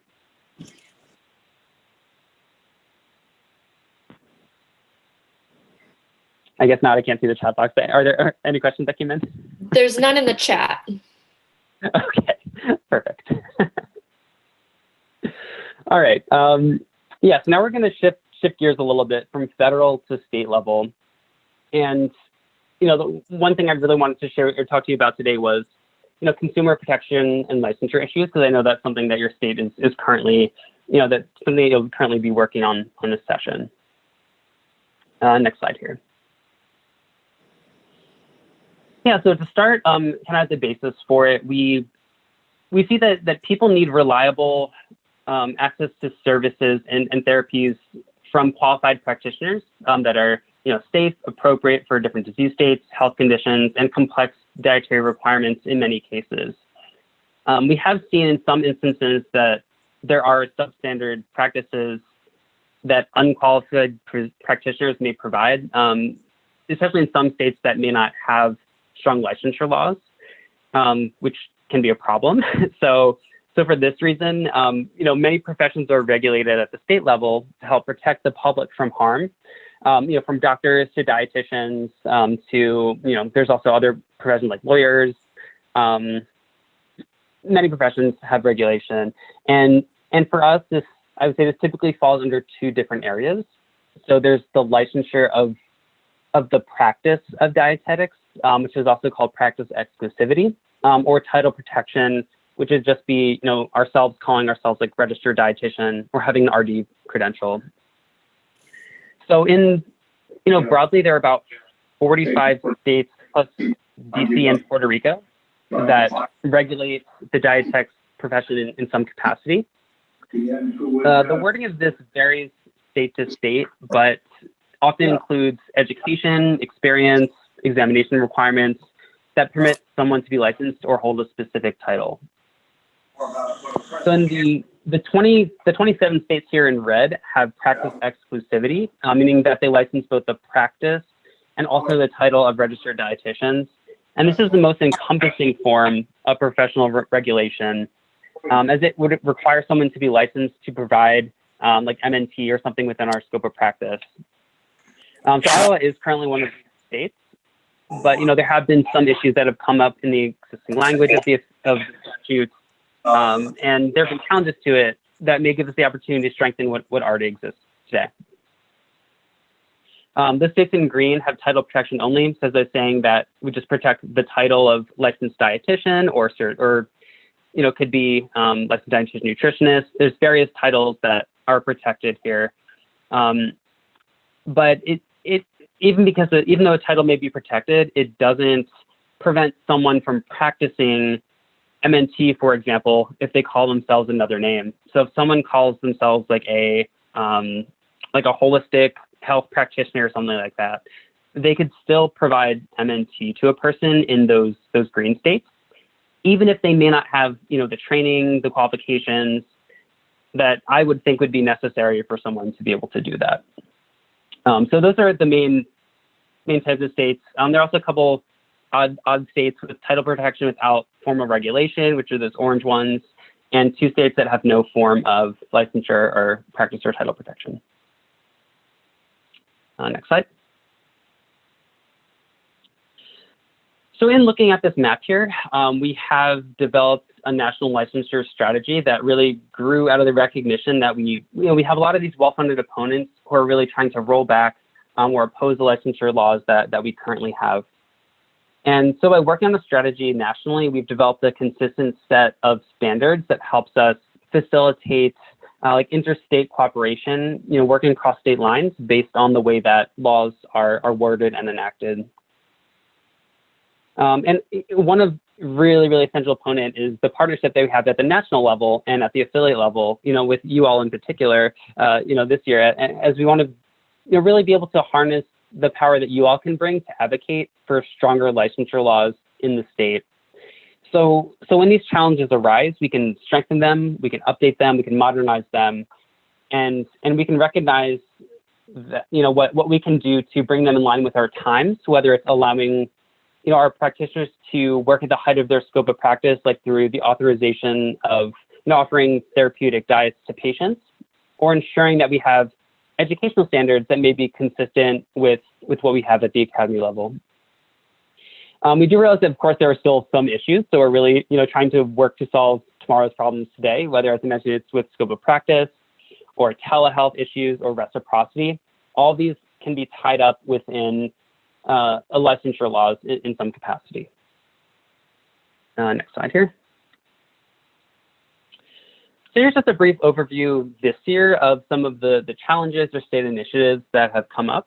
There may be some affiliate-driven initiatives, so those may be, there may not have been any challenge or anything in the state. There are just some loopholes that need to close, or folks are working on therapeutic diet ordering, they want to get that included, or just stronger consumer protections in general. Iowa here in yellow is, there were some recent challenges last legislative session to the licensure law. And so, this year that's one of the reasons, why it's important to advocate at the state level for y'all. And then there are also some states that are those in blue. So I believe it's just 2, West Virginia and Texas, where there are certain laws or regulations that have what's called a sunset process. So there's a year, oftentimes it could be like a 10-year period where a law will be in effect for that time. And then when that 10-year period is up, they may need to review the law and decide whether or not it's still relevant and if it's worth keeping. And so at that point, it undergoes a review process. There are justifications made for why it needs to remain a law, why it doesn't need to be a law. And then everything kind of goes from there. So so that's kind of going in those states. Not all states have that included, but it's usually a provision in the statute where that is. So yeah, just a quick overview of the US there. And I didn't want to focus too much on licensure because I imagine, you all will be talking about that in just a little bit, or maybe already have earlier this morning. So I just wanted to give you kind of brief overview and context for licensure as a way to kind of level set and have you understand what it looks like at the national level so that you can figure out how it relates to you in Iowa. All right, so next slide here. So so now we're on our avenues for making change. Yes, I guess, and any questions about, I guess, licensure at the federal level, taking that 10,000-foot view before I move on? There's no questions in the chat, but Lexi says we're so grateful for the National Academy's support in our licensure battles. Awesome. Yeah, thanks. And yeah, we really do our best to support you, and my colleagues Pepin and Mark in particular. Like their whole life is consumed by this. I think right now they're working with like 25 states actively to work on their laws. I think right now this is a year where I think all 50 state legislatures meet. And so I think right now the majority of them are in session. It's like 44, I think, of them are in session right now. So it's a lot. And so I'm so thankful that we're able to provide you all the support because it is so important. I also think this is a good point to bring out with people who maybe aren't members of the Academy, just seeing that what a benefit this is and what they're fighting for and how it affects all dietitians. Yes, very true. And I think that's also the other interesting thing about policy is that it doesn't necessarily always need to benefit the groups that push for it. Like it can have intended or unintended consequences. So, passing a licensure law in the state would help not only people who are just like members of the Academy who are advocating for it, but also those who may not be advocating for it, who are, maybe dietitians, but, may not have played an active role in that. So that's a really good point. Okay, so great. Now we're coming to the part of the presentation. What can you do? How can you make change? What are the avenues for making change here? So next slide here. And I love The Matrix. It's a really great movie. But what if I told you that your voice actually made a difference, like Morpheus? I know this is kind of a crazy idea sometimes, but your voice does make a difference. It really does. And I think sometimes we think it doesn't, and it can get lost. But especially when we speak collectively with one voice about a particular issue, your voice does get heard. Lawmakers do read what you send them. They remember those calls, those interactions that you have with them. And so your voice really does make a difference. And it's important for you to step up and advocate because no one else will. Next slide here. Yeah, so coming back to action alerts. So these really do allow us to bring attention to issues to members of Congress, especially when it comes to the volume of messages that we're able to send and to show their value. And these are available to actually both Academy members and non-members. Right now we have an open action alert that actually on the next slide we'll go into. But yeah, it's really important for you to take action whenever you see those emails come through from the Academy. We really hope that you do because it does make a difference. We also ask you to share your story. And I think I mentioned the importance of you sharing your story on appropriations with us and that we're collecting stories. So I can send you a link to that, after this at some point. So I'll send it along to Iowa folks and you can pass it out here. But yeah, we really use your stories to be able to advocate for the different issues that we have. And we also have a story collection that's open for the Mnt Act as well. If you work in the more of a clinical setting and want to share something, we would love to have your story for that too. We also have something called the Member Policy Interest Survey. We just started that this year, and we're just collecting your information to see, what areas of practice you work in, how you'd be interested in advocating. Would you be willing to write an op-ed? Would you be willing to even just take an action alert, or would you be willing to even meet with a member of Congress? What would you be willing to do, and what interests do you have? We found that people really do more when they are advocating for something they care about. So yeah, I can also share that link with you all as well, but it is on our eatrightpro.org/advocacy. It's under that main webpage there when you get the chance to look at it. It's right under the Action Center. Next slide. Yeah, so right now let's take a minute to take action. Right here, we can go to eatrightpro.org/action-center, or you can go to that little QR code. If you have a phone, you can hold it up on your screen. If you open the little QR reader or your little, photo tab, and you can go to the website there. And if you're a member, you'll need to log in. There is also a non-member link as well. But for this open alert that we have right now, it's related to our appropriations request. And we are asking Congress to provide $300 million in funding for minority serving institutions that would support allied health professions, including nutrition and dietetics. And we want to include a specific request for $10 million for nutrition and dietetics career outreach. So yeah, you can go ahead and go there, take action. It should be pretty quick. It should like auto-fill your information in. You can choose to customize your letter if you'd like. I'd say if you have a little more time, feel free to do that. If you don't, you can just click send and your member will receive that message.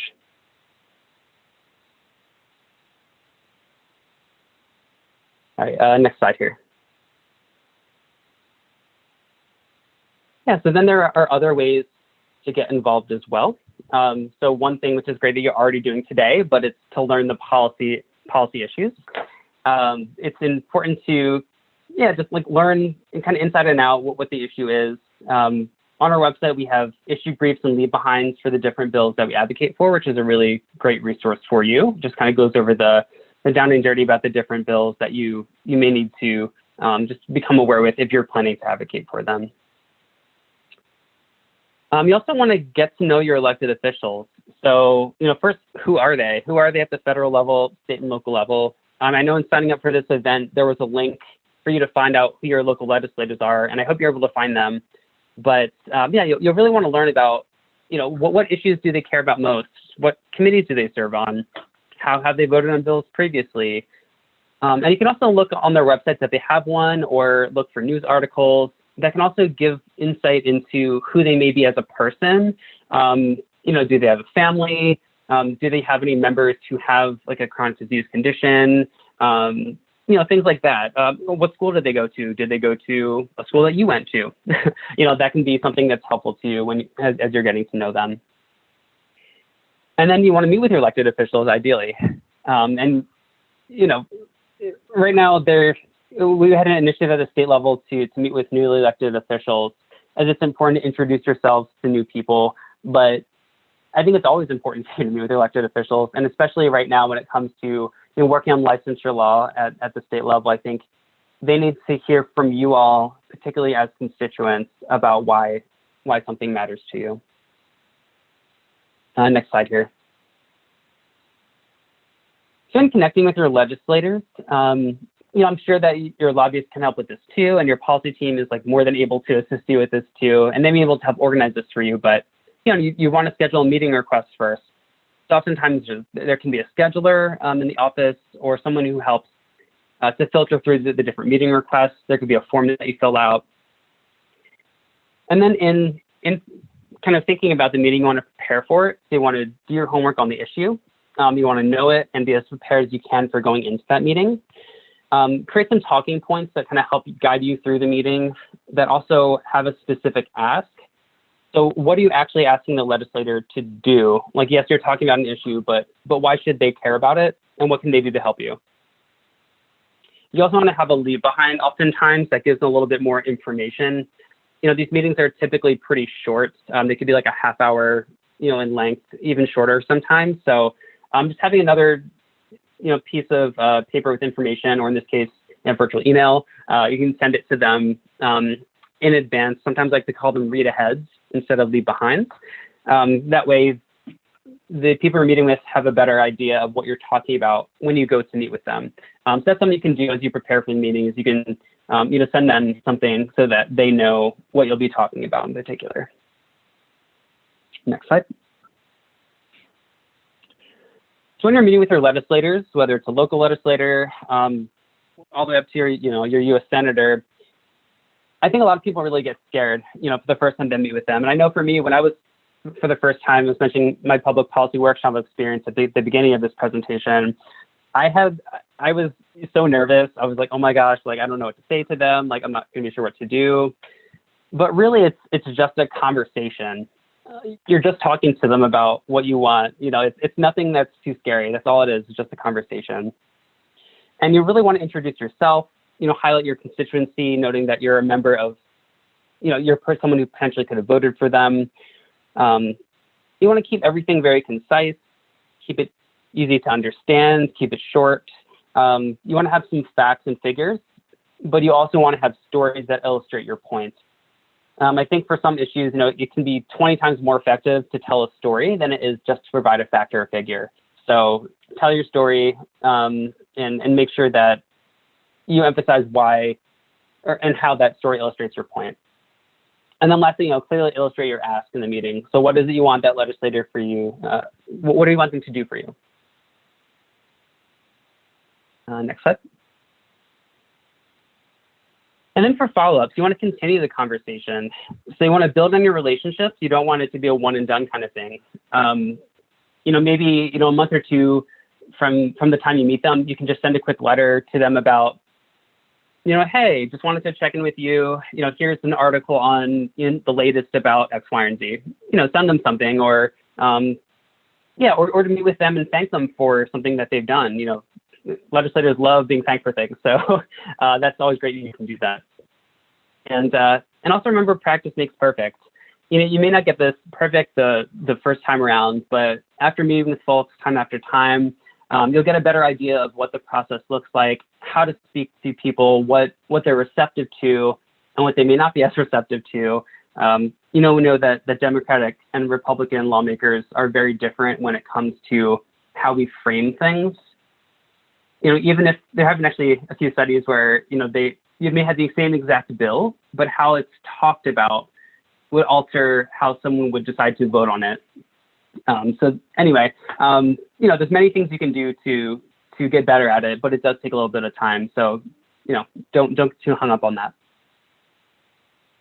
Next slide here. And then lastly, I do want to just have one mention here about virtual advocacy. So right now we're seeing all around the country, there's no real ability to meet in person as easily with people in most states. And I personally would not recommend it just for, health reasons. And so in this case, virtual advocacy has really come to the forefront. So I just wanted to give you a couple do's and don'ts of virtual advocacy when you're getting out there and advocating.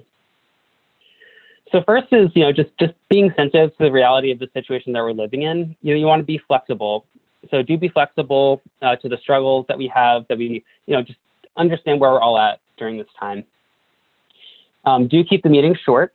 So try capping one-on-one meetings to 20 to 30 minutes. If you have a lot to talk about or have a larger group meeting, maybe 45 minutes at most, but you don't want it to be too long. Legislators are busy. They don't have a ton of time to meet about everything. You do want to be candid and direct in your communications.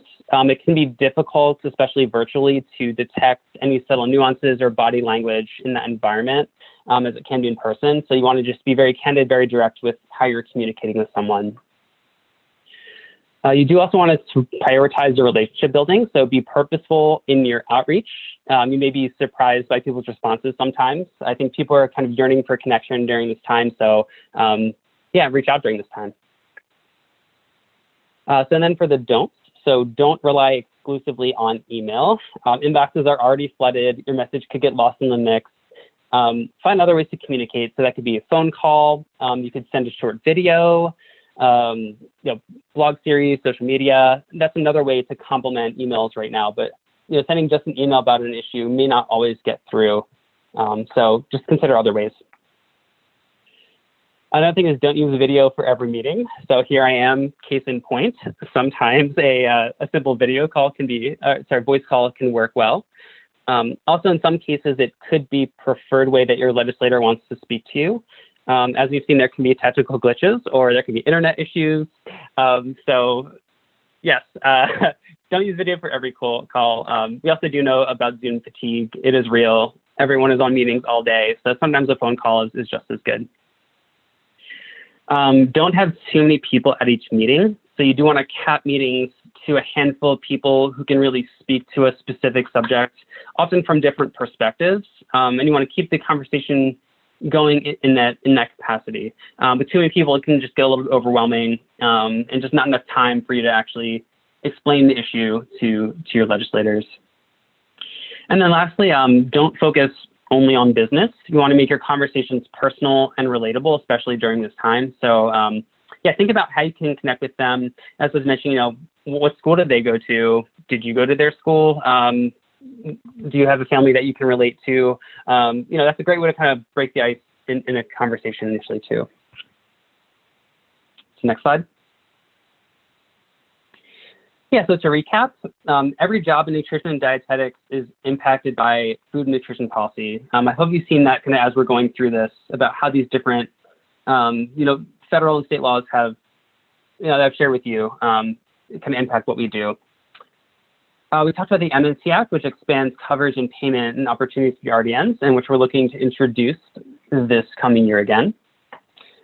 Federal Appropriations Process really is funding for crucial programs, services, and research. And we're going to continue the process now through September and hope to have you all included in some capacity with us. We see that licensure impacts legal scope of practice and helps us protect the public. That is super important for us and something to remember when we go to advocate for licensure bills. And then lastly, your voice does make a difference. Please go out there, please advocate. Do your best to make sure your voice is heard for us and for the profession. Thanks, that's it. And if you have any questions, let me know. Okay, so we do realize we've gone a little bit over time, so anyone that's welcome to go to lunch can. But Nate, do you have time if we ask a few questions? Sure. Okay. So Tina, she's referring to the slide that has all the states. Did you say that some nutritionists are able to bill MNT in some states, even if they aren't RDNs? Our state legislators always ask us how other states that don't have licensure are able to protect RDNs. They think the title RDN is enough, meaning our registration. We try to educate them, but it keeps coming up. Gotcha. Yeah, so in like another state, if they only had that title protection and, like the title like nutritionist wasn't protected under, it wasn't licensed, someone could easily just, they could call themselves a nutritionist and they could practice MNT. They could provide MNT care. The reimbursed part it would depend. At the state level, it would depend on how the law is written under Medicaid. Sometimes it does just say any licensed provider with a specific title. But in some states, it would be a practice. So in that case, it would really depend on what it is. But yeah, in those states, they could call themselves like a nutritionist if that wasn't protected, and they could just practice MNT even if they aren't qualified to do that. Hopefully that made sense.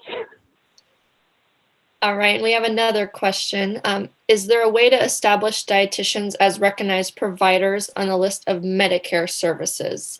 I know MNT with a referral from a physician is the current language, but a pediatrician has said that this is a barrier because if there is not a dietitian in the practice, patients have to pay for services out of pocket.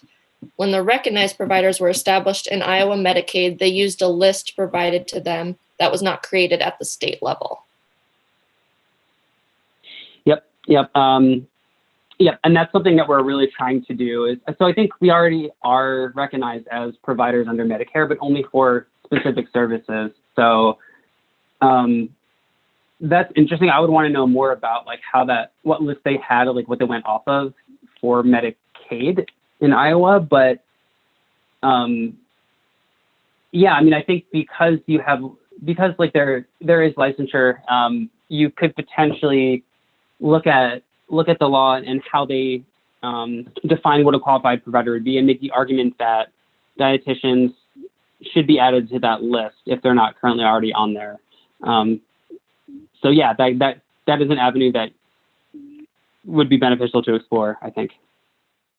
Her experience in government affairs includes 5 years in Washington, D.C. with the Chicago Mercantile Exchange, as well as 2 years with Planned Parenthood of the Heartland. Her political experience includes her own campaigns for the Iowa State House, as well as various campaigns for Senator John Kerry, Congressman Leonard Boswell, Dusky Terry, and Governor Tom Vilsack, names that I'm sure several you will recognize. Heather is strongly committed to volunteerism with a particular focus on public policy and raising funds and awareness for the causes that she holds dear. Her experience is very broad, and as I mentioned, a complete bio will be on the Iowa Academy's website in the area for our Advocacy Day 2021 section. But Heather currently serves on the board of directors for the Ankeny Kiwanis Club and on the advisory committee for New Leaders Council, the Des Moines chapter. She is also involved with the PTO for her children's elementary school. And Heather, as I mentioned, lives in Ankeny with her husband, Dr. Chris Matson, and their 11-year-old twins, Emma and Henry, and their black lab, Tater. I love that name. All right, well, welcome, Heather. We really appreciate your time here today. Thank you for joining us. Oh, thank you very much for having me. It is wonderful to see you all, and I'm thrilled to be here. And just as what will probably come as a surprise to no one, it is, of course, a snow day in the school district. And while I'm in my office with the door closed, and I have said you cannot interrupt me between 12 and 1, we'll see how that goes. And said Black Lab Tater doesn't ever leave my side, so he is also in the room with me. So if you hear barking or anything, please give me a little bit of grace. Yes, absolutely, no problem at all. We wanted to start the conversation today, Heather, if we may, and ask, would you share just a little bit about why you wanted to become an Iowa legislator? Sure. Well, I'll start off by saying my background, my education background is in government, and I also hold a master's degree in legislative affairs. So policy, I like to joke, is one of my love languages, and that I also live in the weeds. I consider that my natural habitat of policy. So when I thought about running for the legislature, it was after being asked several times over many, many years. And I'll also add that, because I think it's important to think about, women on average, it takes being asked about 7 times before they even consider running for office. And so I'll throw that out there for everyone. If you've ever even had the tiniest little inkling, consider this your first ask, or however many you've had, add this one on.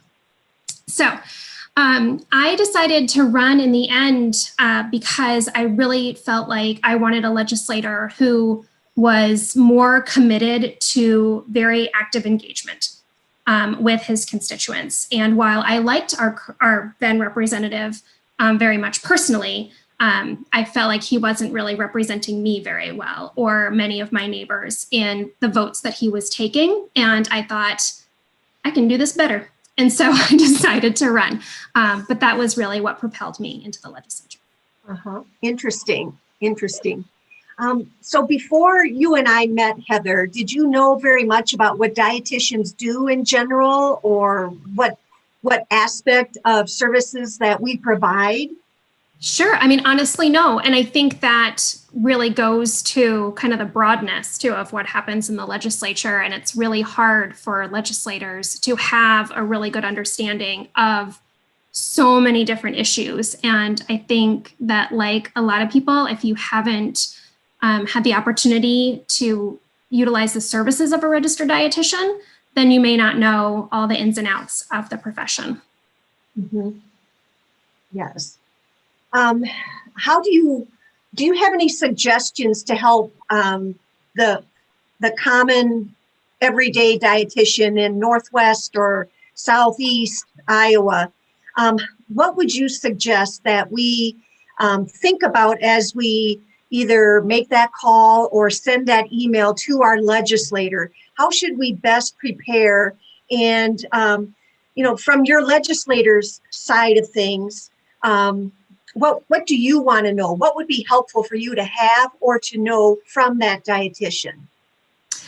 Well, I think that's a really broad question. So it can be broken down into a lot of different pieces. Let's start, and then we can probably jump around to a couple different things. But I think when you're getting started, it's really just building that relationship.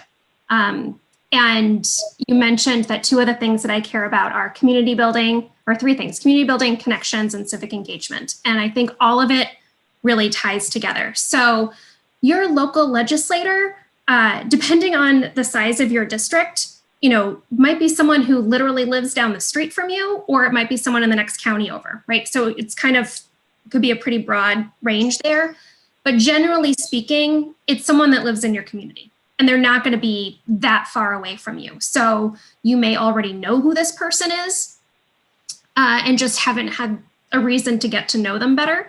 So I think it's, first of all, it just starts off with that we are real people too. And that we are just kind of out and about, and you're able to find us. And so it's just getting to know them. It's seeing what you might have in common. I think that's always helpful in starting a dialogue. I think, especially, if someone serves on human resources and deals with healthcare, then that's a very natural fit for you to be having those conversations. If the person serves on state government and obviously dealing with licensure, that's a really natural fit too. So I think it's just like any other relationship you'd want to develop. It's just kind of figuring out what are those little connections that get the conversation started, and then you never know where it's going to go from there. I know that before I met with Heather, and I'm saying this kind of broadly to the dietitians on the meeting here, I, of course, went to her website and read a little bit about her. And, I saw that she was a mom, that she had a couple kids in the school district. My son had been in the school district. But I also saw that Heather was a representative, and you might need to correct me here, Heather, but for the Medicare Advisory Council. And so I saw that was one of her responsibilities. And maybe in a minute here, Heather, you could kind of talk a little bit about your role there and what that does. But as a dietitian, and I now am working in a clinical setting, so I am working with patients who have Medicaid insurance. I'm working with patients who have Medicare insurance, but I'm also working with patients who, have insurance or maybe don't have insurance that doesn't cover dietitian services. And so I had my billing and coding hat on, my health insurance background hat. And so when I prepared for that meeting, that first meeting with Heather, I had brought some information from what I could find online about Medicare in general. And one of the points that I brought to Heather was it's really vague as far as how nutrition services are or are not covered by Medicaid in general. And just we started talking about that. So you want to share a little more, Heather? Sure. And the Medicaid Advisory Council is a committee of DHS, and they are essentially just tasked with literally advising on the Medicaid program. And because Iowa has private Medicaid companies doing this work, then there kind of like adds that extra layer of accountability in it. And so there are 4 legislative members, one of each party from the House and from the Senate, that serve as kind of an ex officio role. And, while they are not the voting members of the committee, they are there to be able to ask questions and to also be able to give feedback to other members of the legislature as needed. So I was thrilled to have the opportunity to do a term on that committee, especially because dealing with the MCOs and Medicaid as a whole was something that was really important to my constituents, whether they were using Medicaid or they just simply cared a lot about the issue because of, their friends and neighbors. And so I really enjoyed the opportunity to kind of dig in a little bit on that. Yeah.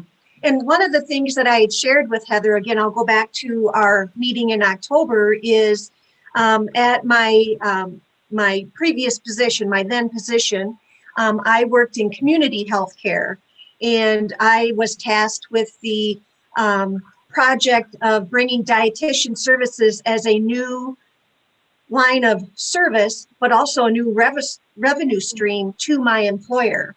And so, boy, talk about getting immersed in the whole basics of billing and coding from the dietitian level. And so I shared with Heather a story about a 19-year-old gal named Amanda. Amanda was a She was 19 years old, and she had a multitude of comorbidities, including pre-diabetes, GERD, obesity. And so she also was on the Medicaid insurance. So in working with our billing person, I thought, oh, this will be great. I'll get to provide services to this young individual, and we will then be able to, quote unquote, simply file them to Medicaid and hopefully receive some reimbursement. Well, as time went on, I was vastly, it was very gratifying to me because this 19-year-old kind of looked to me almost as like a mother type of figure. And we really connected. And so I was able, she wanted to keep seeing me on a rather frequent basis. We went through the process of getting like 5 hours of services, what we call prior authorized. And so as we, my company went ahead and billed for my services, they got denied and denied and denied. However, I continued to see her because we kept resubmitting them. My point to Heather, again, this was at our meeting in October, is I was truly making a difference in this young person's life. And I'm not saying that to pat myself on the back. I'm just saying that this gal and I connected, and I was meeting her where she was at, and I was making nutrition simple. And of course, I had all the evidence based in my brain to be able to, speak with her on a level that she could understand and relate to, and then make small steps moving forward. And even to this day, I am meeting with her totally pro bono because number one, she's willing to continue working with me. And now she's 20 and she's engaged, and she's still making small steps forward.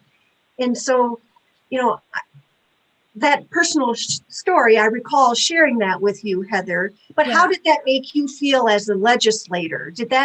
Was there more of a connection there to what I was trying to express? Yeah.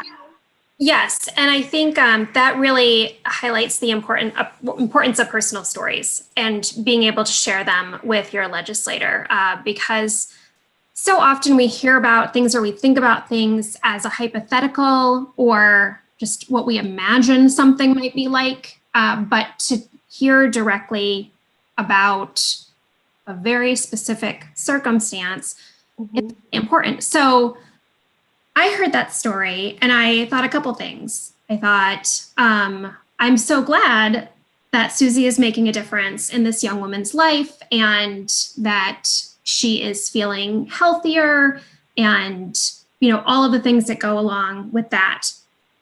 And then I also felt frustration about the fact that you were providing a service as a professional that you weren't getting paid for.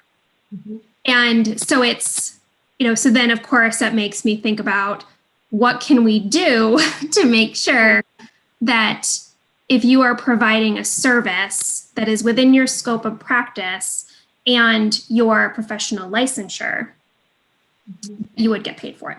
So it just, when you hear a personal story and you can see where like kind of the chain breaks, right? It makes you think about like, how can I fix that chain? Mm-hmm. Wonderful. Wonderful.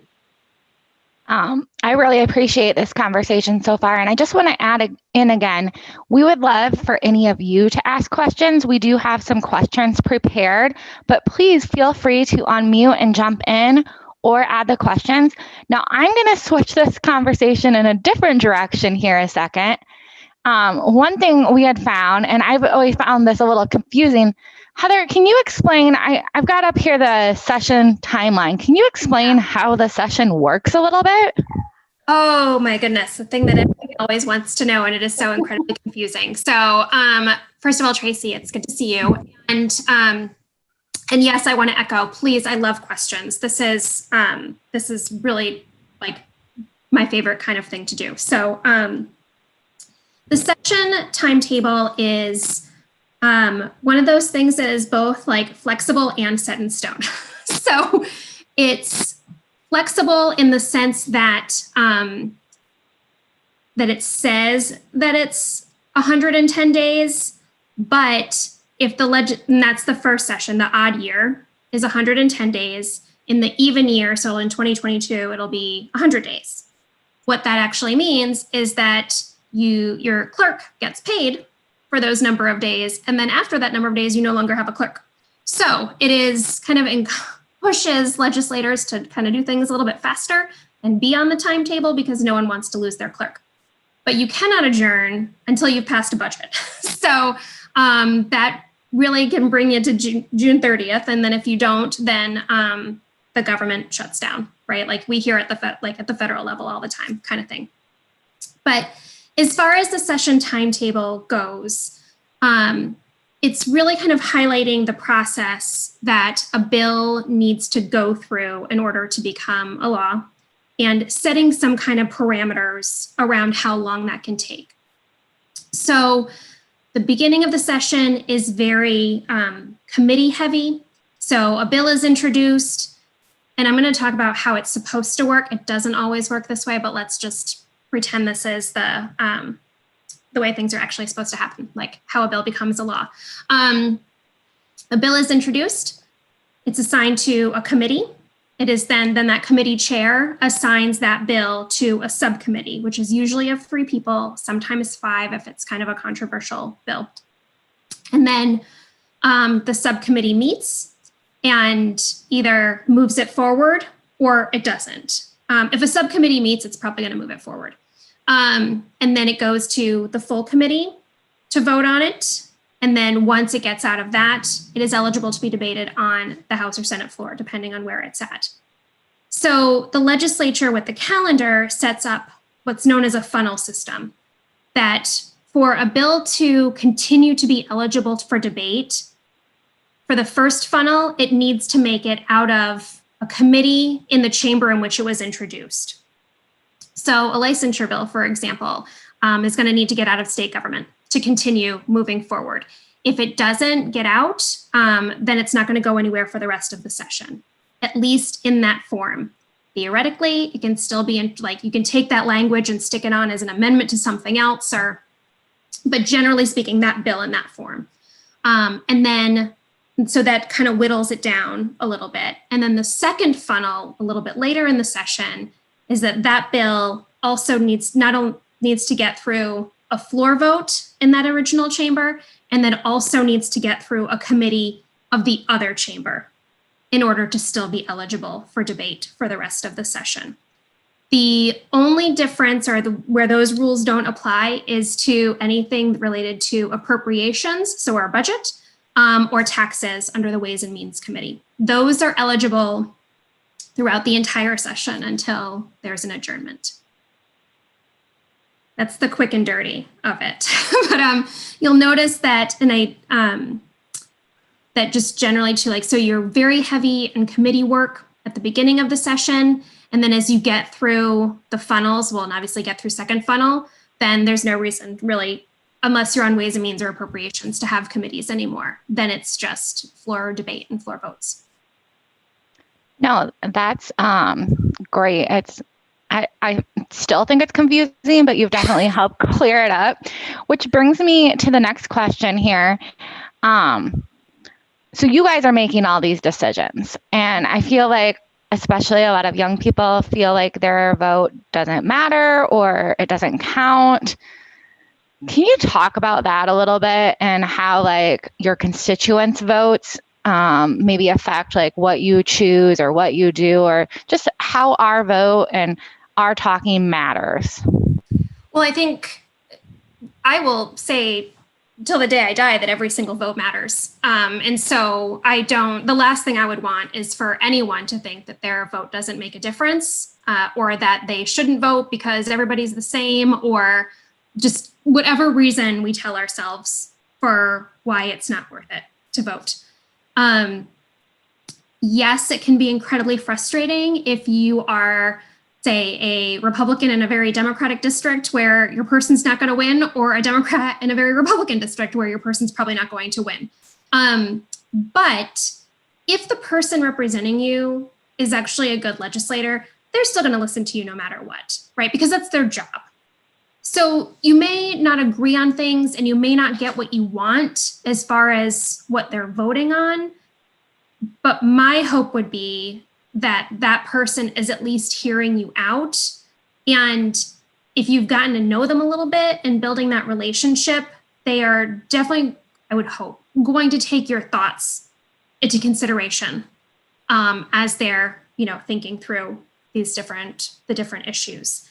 And I think if we want to just for a second think even outside of Iowa and just how every vote makes a difference, all you have to do is look at what just happened in the state of Georgia, where regardless of, anyone's political leanings, they just replaced in a special election, which is kind of unheard of it. You can actually do this in a special election, especially in Georgia, but they just replaced 2 Republican senators with 2 Democratic senators in what could be considered an uphill battle, right? And then those 2 wins fundamentally changed the leadership and makeup of the United States Senate. So, and that is because people turned out to vote, right? So voting always makes a difference. Just sometimes we see it more than we do otherwise. So I hope everyone keeps that in mind, that it really can change the world sometimes. Heather, I really appreciate you, taking that from like an Iowa perspective to national, because that truly did change the way things now will happen at that federal level. Yeah. Yes, that's absolutely true. Mm-hmm. Yeah. And Heather, we do have some questions coming in from the chat. So I'll read the first one. It's kind of a 2-part question. What is the possibility of MCOs actually covering nutrition therapy? Is there any discussion that is happening on this? For example, Medicare covers MNT for diabetes, but MCOs don't, even with prior authority and physician peer-to-peer review. That's a great question. And I'm sorry to say that I don't know the answer to it, only because I'm not serving this year. So I don't have kind of the inside scoop on what might be happening. But that being said, I think continuing to advocate for it is incredibly important. And I think I would recommend speaking to Senator Joel Bolcom, who I assume is still on the Medicaid Advisory Council, the MAC as it's called, because he was on when I was on it. He's super knowledgeable about this topic, and he would be able to give a much better answer than me on what that conversation is looking like and if he's hearing anything. When you mention a specific person and you say Joel, if I'm not his constituent, is it going to matter as much what I say as just being a dietitian in Iowa and it being important to me talking to them? Can you advise us there? Yeah, and that's also a really good question. And I think there are 2 different factors here. So someone like Senator Bolcom, he's out in Iowa City. He's just a great human, just really responsive. So I think for a circumstance like that, where you're like, I'm just trying, like, this is my profession.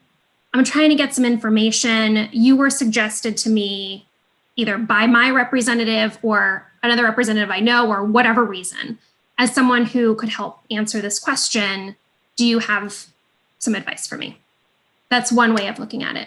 And then but if we're just talking in general about, hey, here's an issue I care about, and there's this bill, then legislators, generally speaking, are going to care obviously a lot more about the people who live in their district, because that's who they're accountable to, right? So I think it really kind of depends on each thing. If there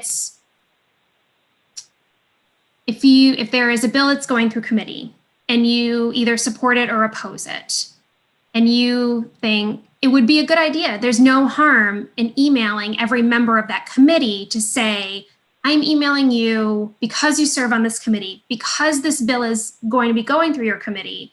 This is my profession. I think you might like to hear my thoughts on it. And just to give you some additional, guidance, thoughts, whatever, different perspective.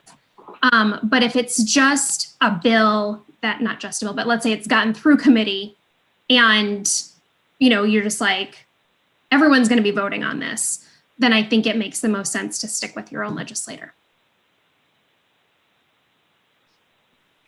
Thank you. There's another question in the chat here.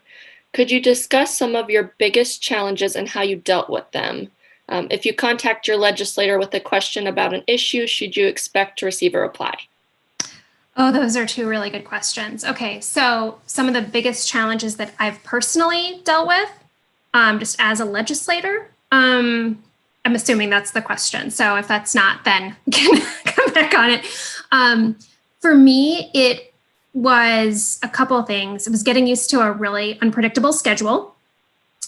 Just looking at that calendar shows it's an unpredictable schedule, but just the day-to-day and having a really hard time planning out. I would get, emails from folks, basically from folks like you who would be like, hey, I live in your district.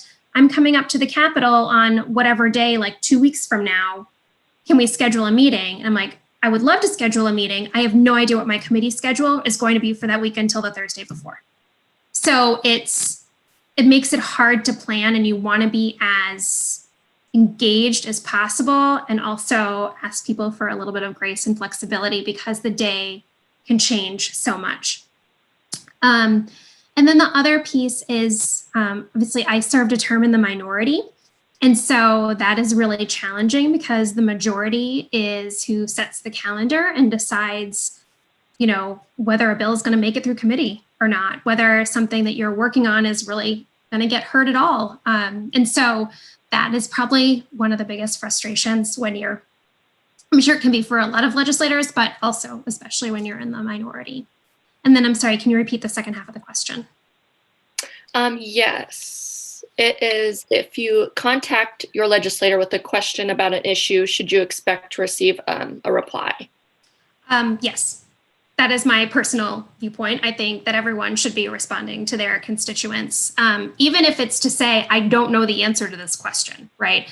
I would just add a caveat of, we get a lot of emails, and I hate to admit it, but I've been known to miss a few, right? So you think you're getting everybody's messages, and then all of a sudden you look back and you're like, how did I miss this email from 3 months ago? Like, it's just sometimes kind of like that craziness happens. So I would say just make sure you're given a little bit of grace if you don't hear back immediately, but also feel like if you don't hear back after a few days and you're just like, I really need an answer to this, like, do not hesitate to send a second email. I know that I tell people that all the time, in my own normal personal life, like, if you don't hear from me, please ask again. It's probably that I just somehow missed it, or, as I'm sure I'm not the only person that this happens to, in your head you've responded because you've thought about what you're going to say and you've convinced yourself that you've actually responded to that email. And then like 3 weeks later, you're like, oh my God, I never actually wrote that down. It was just in my head. So yeah,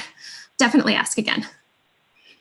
And in preparing for this segment, Heather and I had a conversation, and she had mentioned that if we send an email to our legislator, it also is helpful if we tell them, I would like a response, or no response needed. Or maybe I just wanted to let my legislator know something. Mm-hmm. You want to expand on that a little bit, please, Heather? Oh, sure. It's always nice to know what people are hoping for when they contact you. And yeah, if you're looking for a really detailed response, it's kind of obvious if you have an actual question that you want an answer to your question. But if you're just kind of registering your support or opposition to something, and I've had so many people respond back to me saying, oh, I didn't actually expect you to respond to me. Like, I just wanted to let you know. And I'm like, oh, well, I just assumed because, that's my job. Mm-hmm. So if you really don't want someone to respond, feel free to say you don't need to respond. But it's just another way of kind of helping legislators get through the mounds of stuff to get a sense of whether or not people do want to hear back. I did have one person actually yell at me for responding because I don't even know why. It was so weird. She's like, why are you emailing me? And I'm like, because you emailed me. Why wouldn't I respond to you? So that's just a really weird, funny story. But yes, you should be able to expect a response. Awesome, thank you. Another chat, we've been talking a lot about care reimbursement and licensing for RDs, but my professional path is toward health equity and cultural competence. Do you have any insights, personal viewpoints on how the trend toward health, healthcare, and racial equity is trending in Iowa legislature? Is it on the radar in our state at all? That is an excellent question. And I'm also thrilled to know that that's a focus for some of you guys. I would say it depends on who you talk to. I think that as a member of the House Democratic Caucus the last 2 years, that was something that a lot of us talked about. And it was definitely something that is gaining a lot more attention, at least within that caucus, and the folks that want to work on that. So it is my hope that that conversation will continue and will see some kind of change there. I don't get the sense that the current majority sees that as a hugely important focus. But that being said, if one of your legislators serves in the majority party, then that is something you should really, really be talking to them about. I mean, you should be talking about it to everybody, but to really kind of make sure that they're hearing that, because a lot of times, I mean, let's be honest, most of the time, people contact their legislators, or when someone does, it is either because they are a very politically engaged person and they are following like a million different issues, and so they're just writing about a whole lot of different stuff, or something bad has happened and they really need help, right? And they have gone through like every single option, and then it's finally like someone said to them, oh, why don't you email your representative? And so, the more you have these conversations and talk about all of the issues that are important to you, then the more it will get noticed. And if I think that most legislators, the only time they hear from people is, like I said, if there's a very specific problem for that individual, or it's kind of like you see the same names, right, kind of over and over again. So different voices talking about more things, you kind of like get out of that bubble of what you're used to hearing. I hope that helps.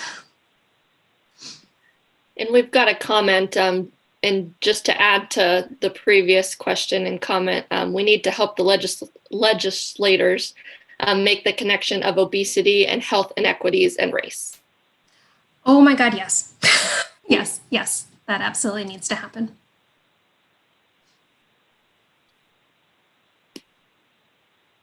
These are great questions so far. What else have we got?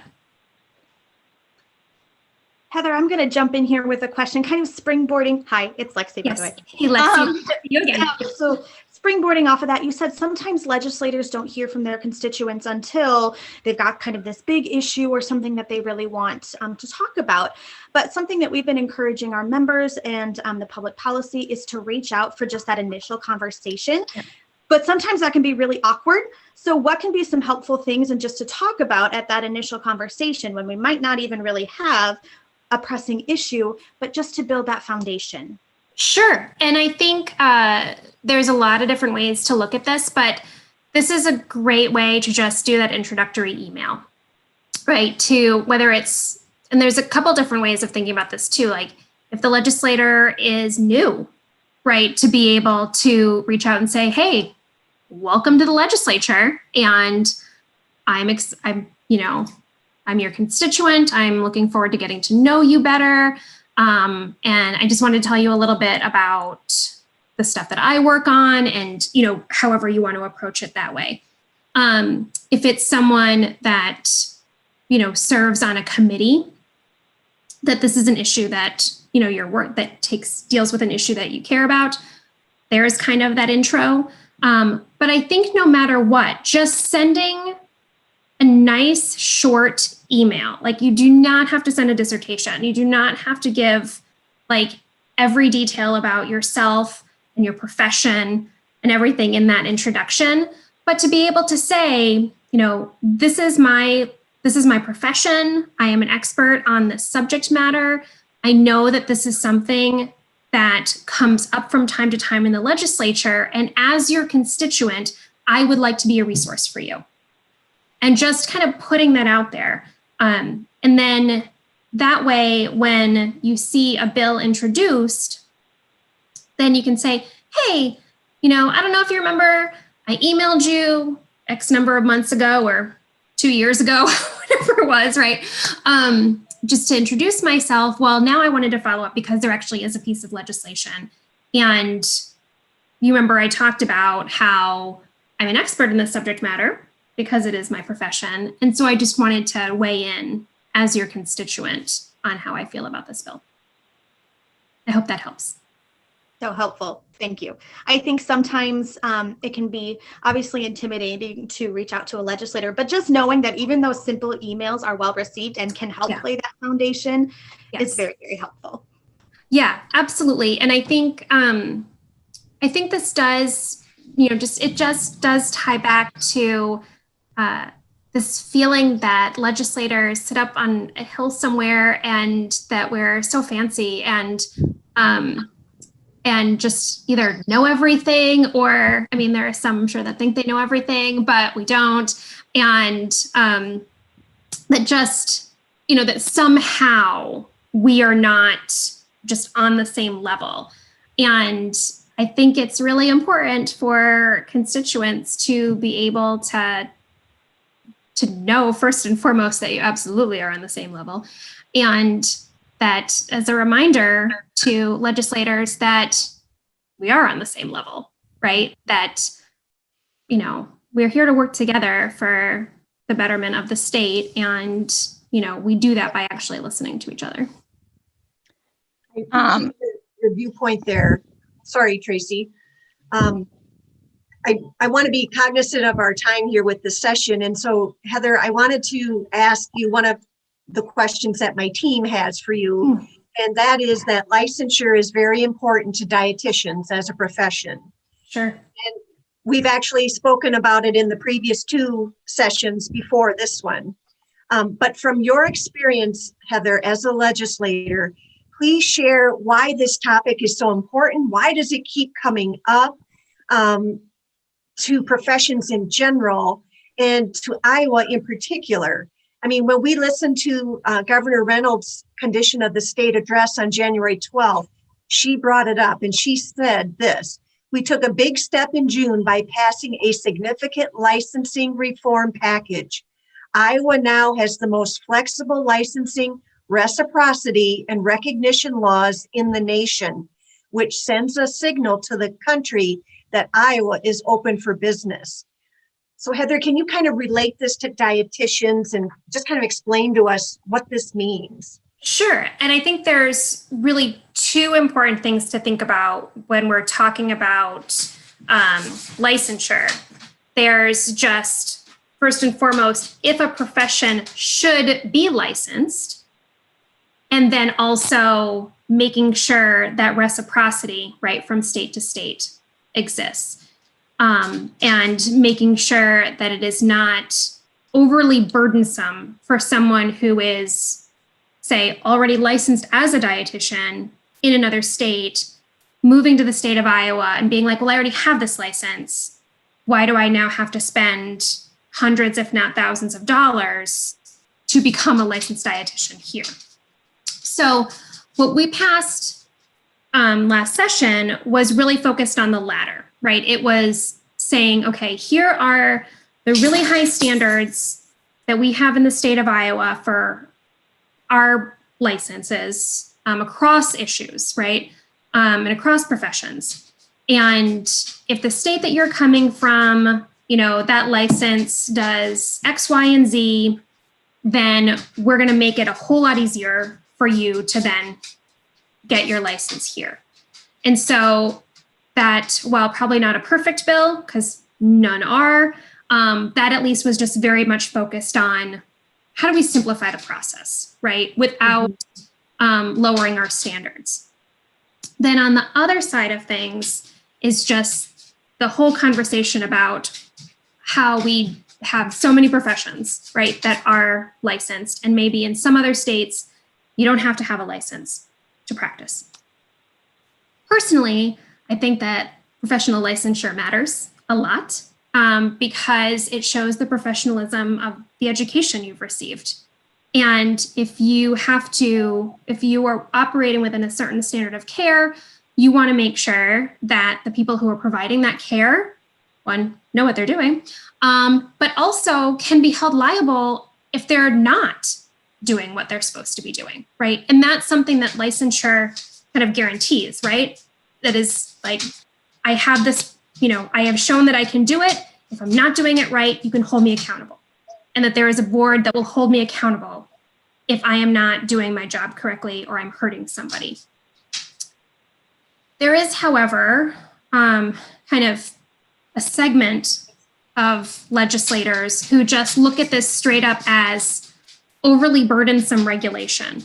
And because I don't subscribe to that theory, it's hard for me to explain it, other than to say that there are folks that they think this in all levels of government, right? Just the smallest amount government possible. And they see licensure as an example of we're just having too many requirements for people to do a job. And so if you have a majority of folks like that in the legislature, then, or at least some who hold a lot of sway, are chairs of certain committees, have some kind of what seems like personal vendetta to take out, you're gonna keep seeing these bills, right? Keep moving forward. And so it really does take advocacy like you all to be able to say, I hear what you're saying, but let me explain to you why this matters. And the more you talk about it, the better, in my opinion. And I think it's also really important to be able to, if things are going great, and you're happy with the way things are, there was, I'm trying to remember, nurse anesthetists, which I also didn't really know anything about before serving in the legislature. They, generally speaking, are really happy, right, with the way current licensing is and everything. And they go to the Capitol every year just to be like, just wanted to check in, let you know, still happy. Please don't change anything. And there's nothing that's been introduced. Just want you to know. Still good. So there is that ability, and the person who would do that was one of my constituents, and she would just check in just to be like, just want to let you know, still cool. And so both of those things are important. I hope that helps too, just kind of thinking about it in two different ways. Yeah. Another thing, very helpful.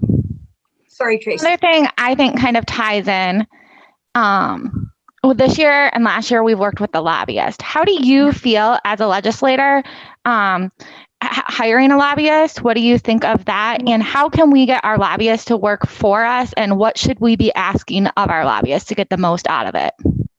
Oh my gosh, those are amazing questions. Yes. So I will tell you that there are some people who certainly have very strong opinions about the lobbying profession and that it not being a great thing. My personal opinion is that lobbyists can be really great and that they absolutely serve a purpose in our legislative and government process because they can be experts in an issue. And as I've already mentioned, it is impossible for a legislator to be an expert on everything. It is hard enough to just try to be an expert on the issues that go in front of your committee, never mind the bazillions of things that we are going to vote on over the course of a year. So having a lobbyist who is regularly at the Capitol, who can answer questions whenever you have them as a legislator, is hugely helpful. And as someone who's just kind of checking in with you. And Brittany, by the way, is fantastic.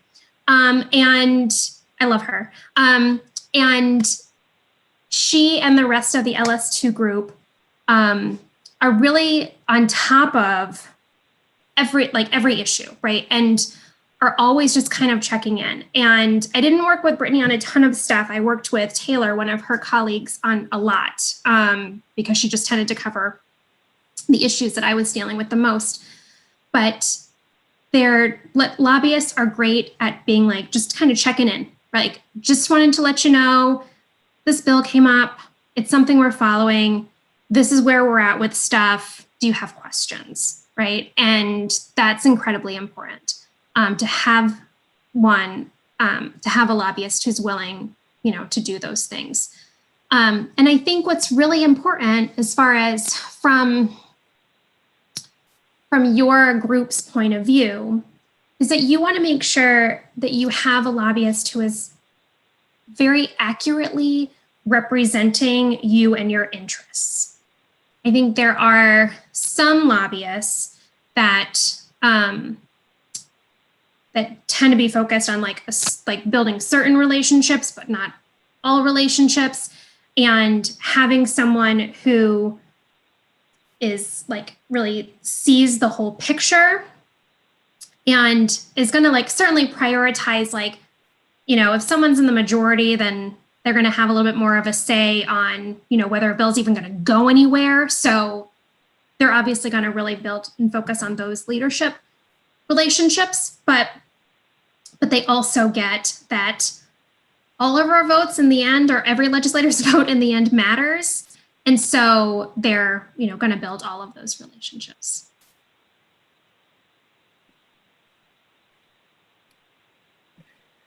Just looking at the time, we probably have time for maybe one or two more questions.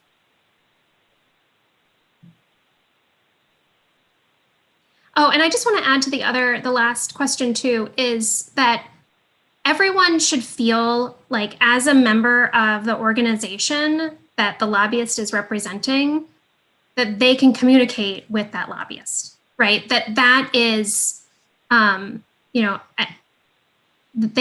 lobbyist should feel very open to hearing from the people that they're working for. This is great. I could do this for hours. I know. Other questions from anyone?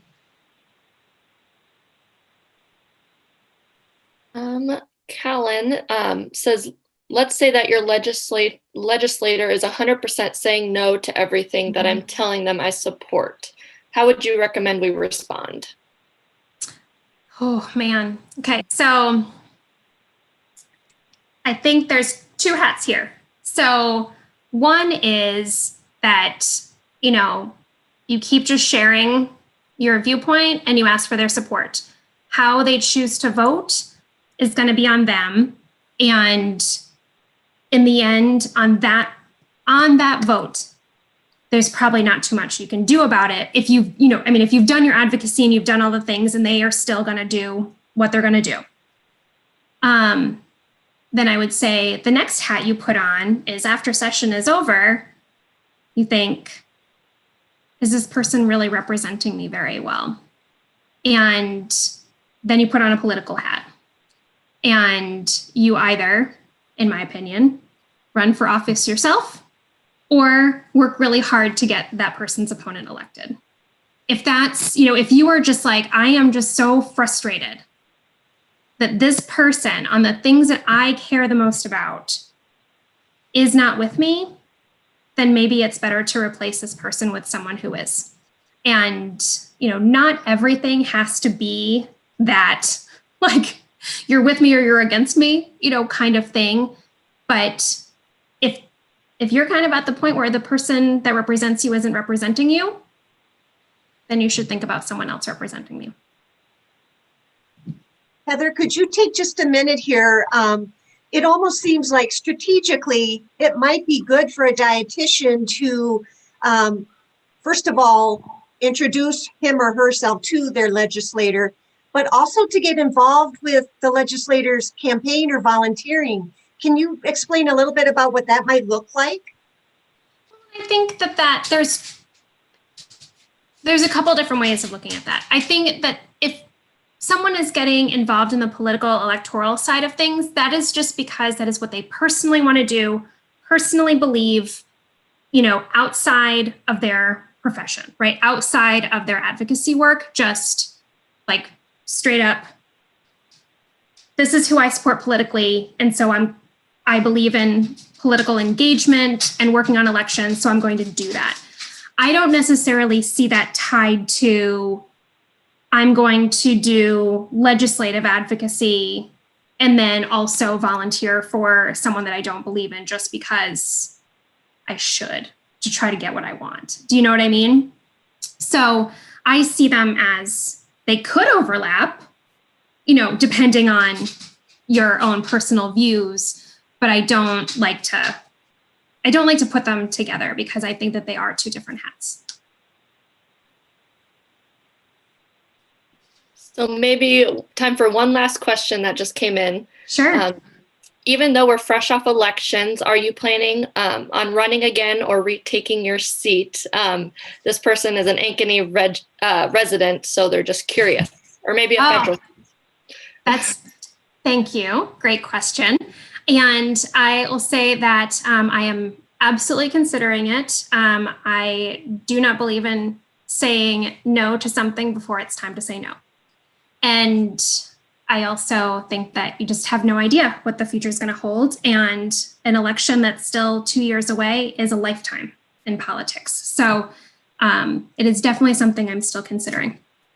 And one thing that's really important for everybody to think about too, kind of on that note, is that we are about to enter redistricting across the country, right? So the lines are going to be redrawn for every congressional district. They are going to be redrawn for every precinct, for every state legislative district as well. So the district that I represented 2 years ago, or over the last 2 years, and that someone else represents now, is not going to look the same on the ballot in 2022. And so, think about that too, regardless of where you live, you might see a lot of changes. So some lines are going to change a lot, some maybe not a ton. We'll see a lot, I don't know exactly how many, but obviously we'll see probably at least one more seat in the Ankeny area because obviously this town has grown so much in the last 10 years. And we'll see, and then we'll probably see fewer seats in other rural parts of the state because of population shifting. Mm-hmm. Did I just say, can you just explain more about redistricting? Did. Okay. Did I give enough of an explanation or we want more? I think you did a great job there because you're talking about changing in, the majority type of political side, and then growth of a community can all go a long ways as far as redistricting. And it's all based on the census, right? That's how they redistrict. Yes. Oh, yeah. Who redraws the lines? Great question. Okay. And this is different for every state.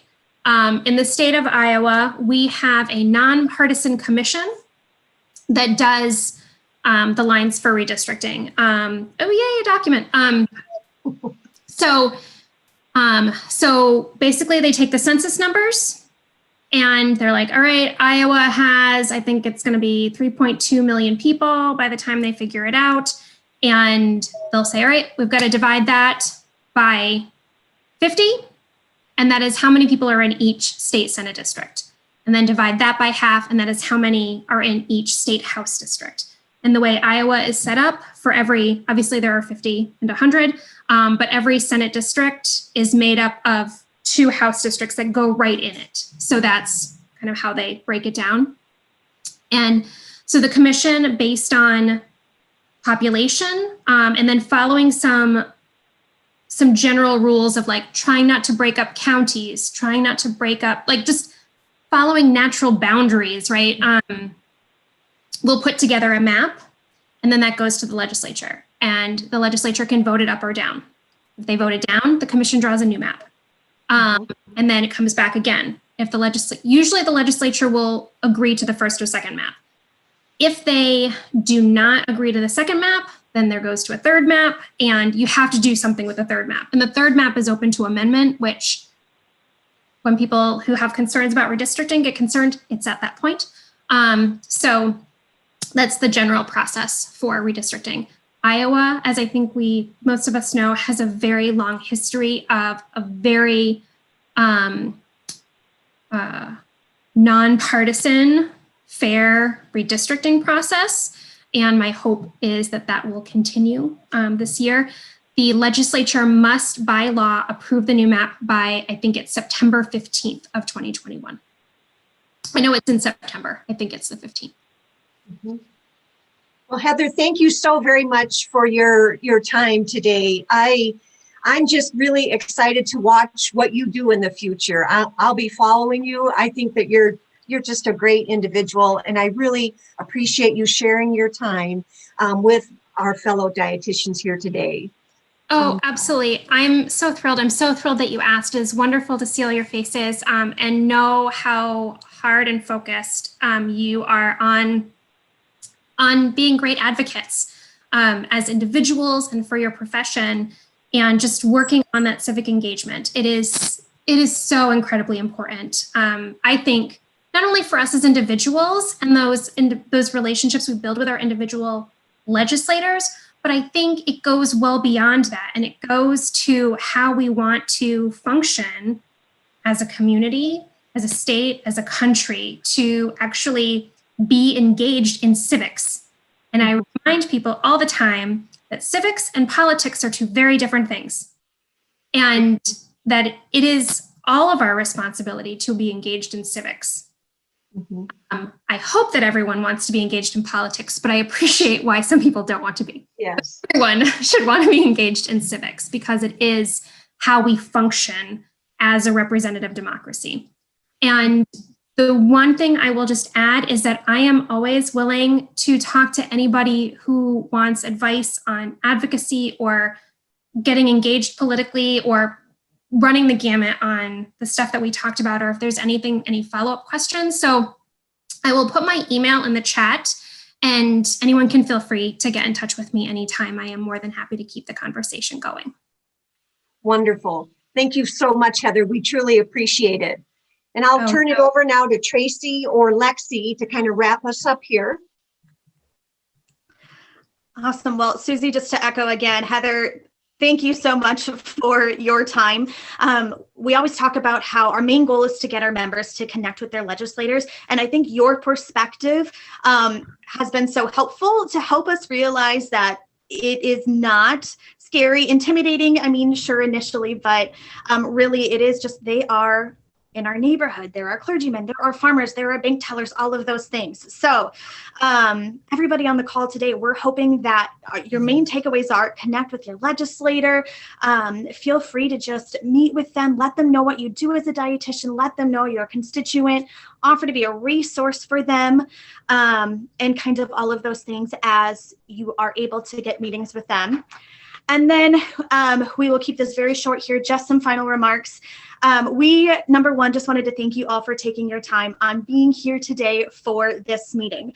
And as, again, our main ask from you today is to reach out and meet with your legislators. It will be near impossible for us to accomplish any of our goals that we've got, whether that be advocating for licensure, advocating for reimbursement issues that came up a lot today, some of the public programs that we work with, the health equity. We can't do that without a strong, united voice. So we have done some of the work as the public policy team to build those relationships, but we need your voices as well with your legislators, so that when those decisions are being made, they think of us. They think of the dietitian that they met in their district. And the more voices we have, the more that will echo up on the hill where those decisions are being made. So if you are not knowing, if you need some help, if you got to like, where do I start? How does this even work? That is what your public policy team is here for. We are here to support you so that this seems as easy and a not intimidating process. So when in doubt, reach out to any member of the public policy team. Even if you just want to say, hey, I'm interested, we will get you hooked up.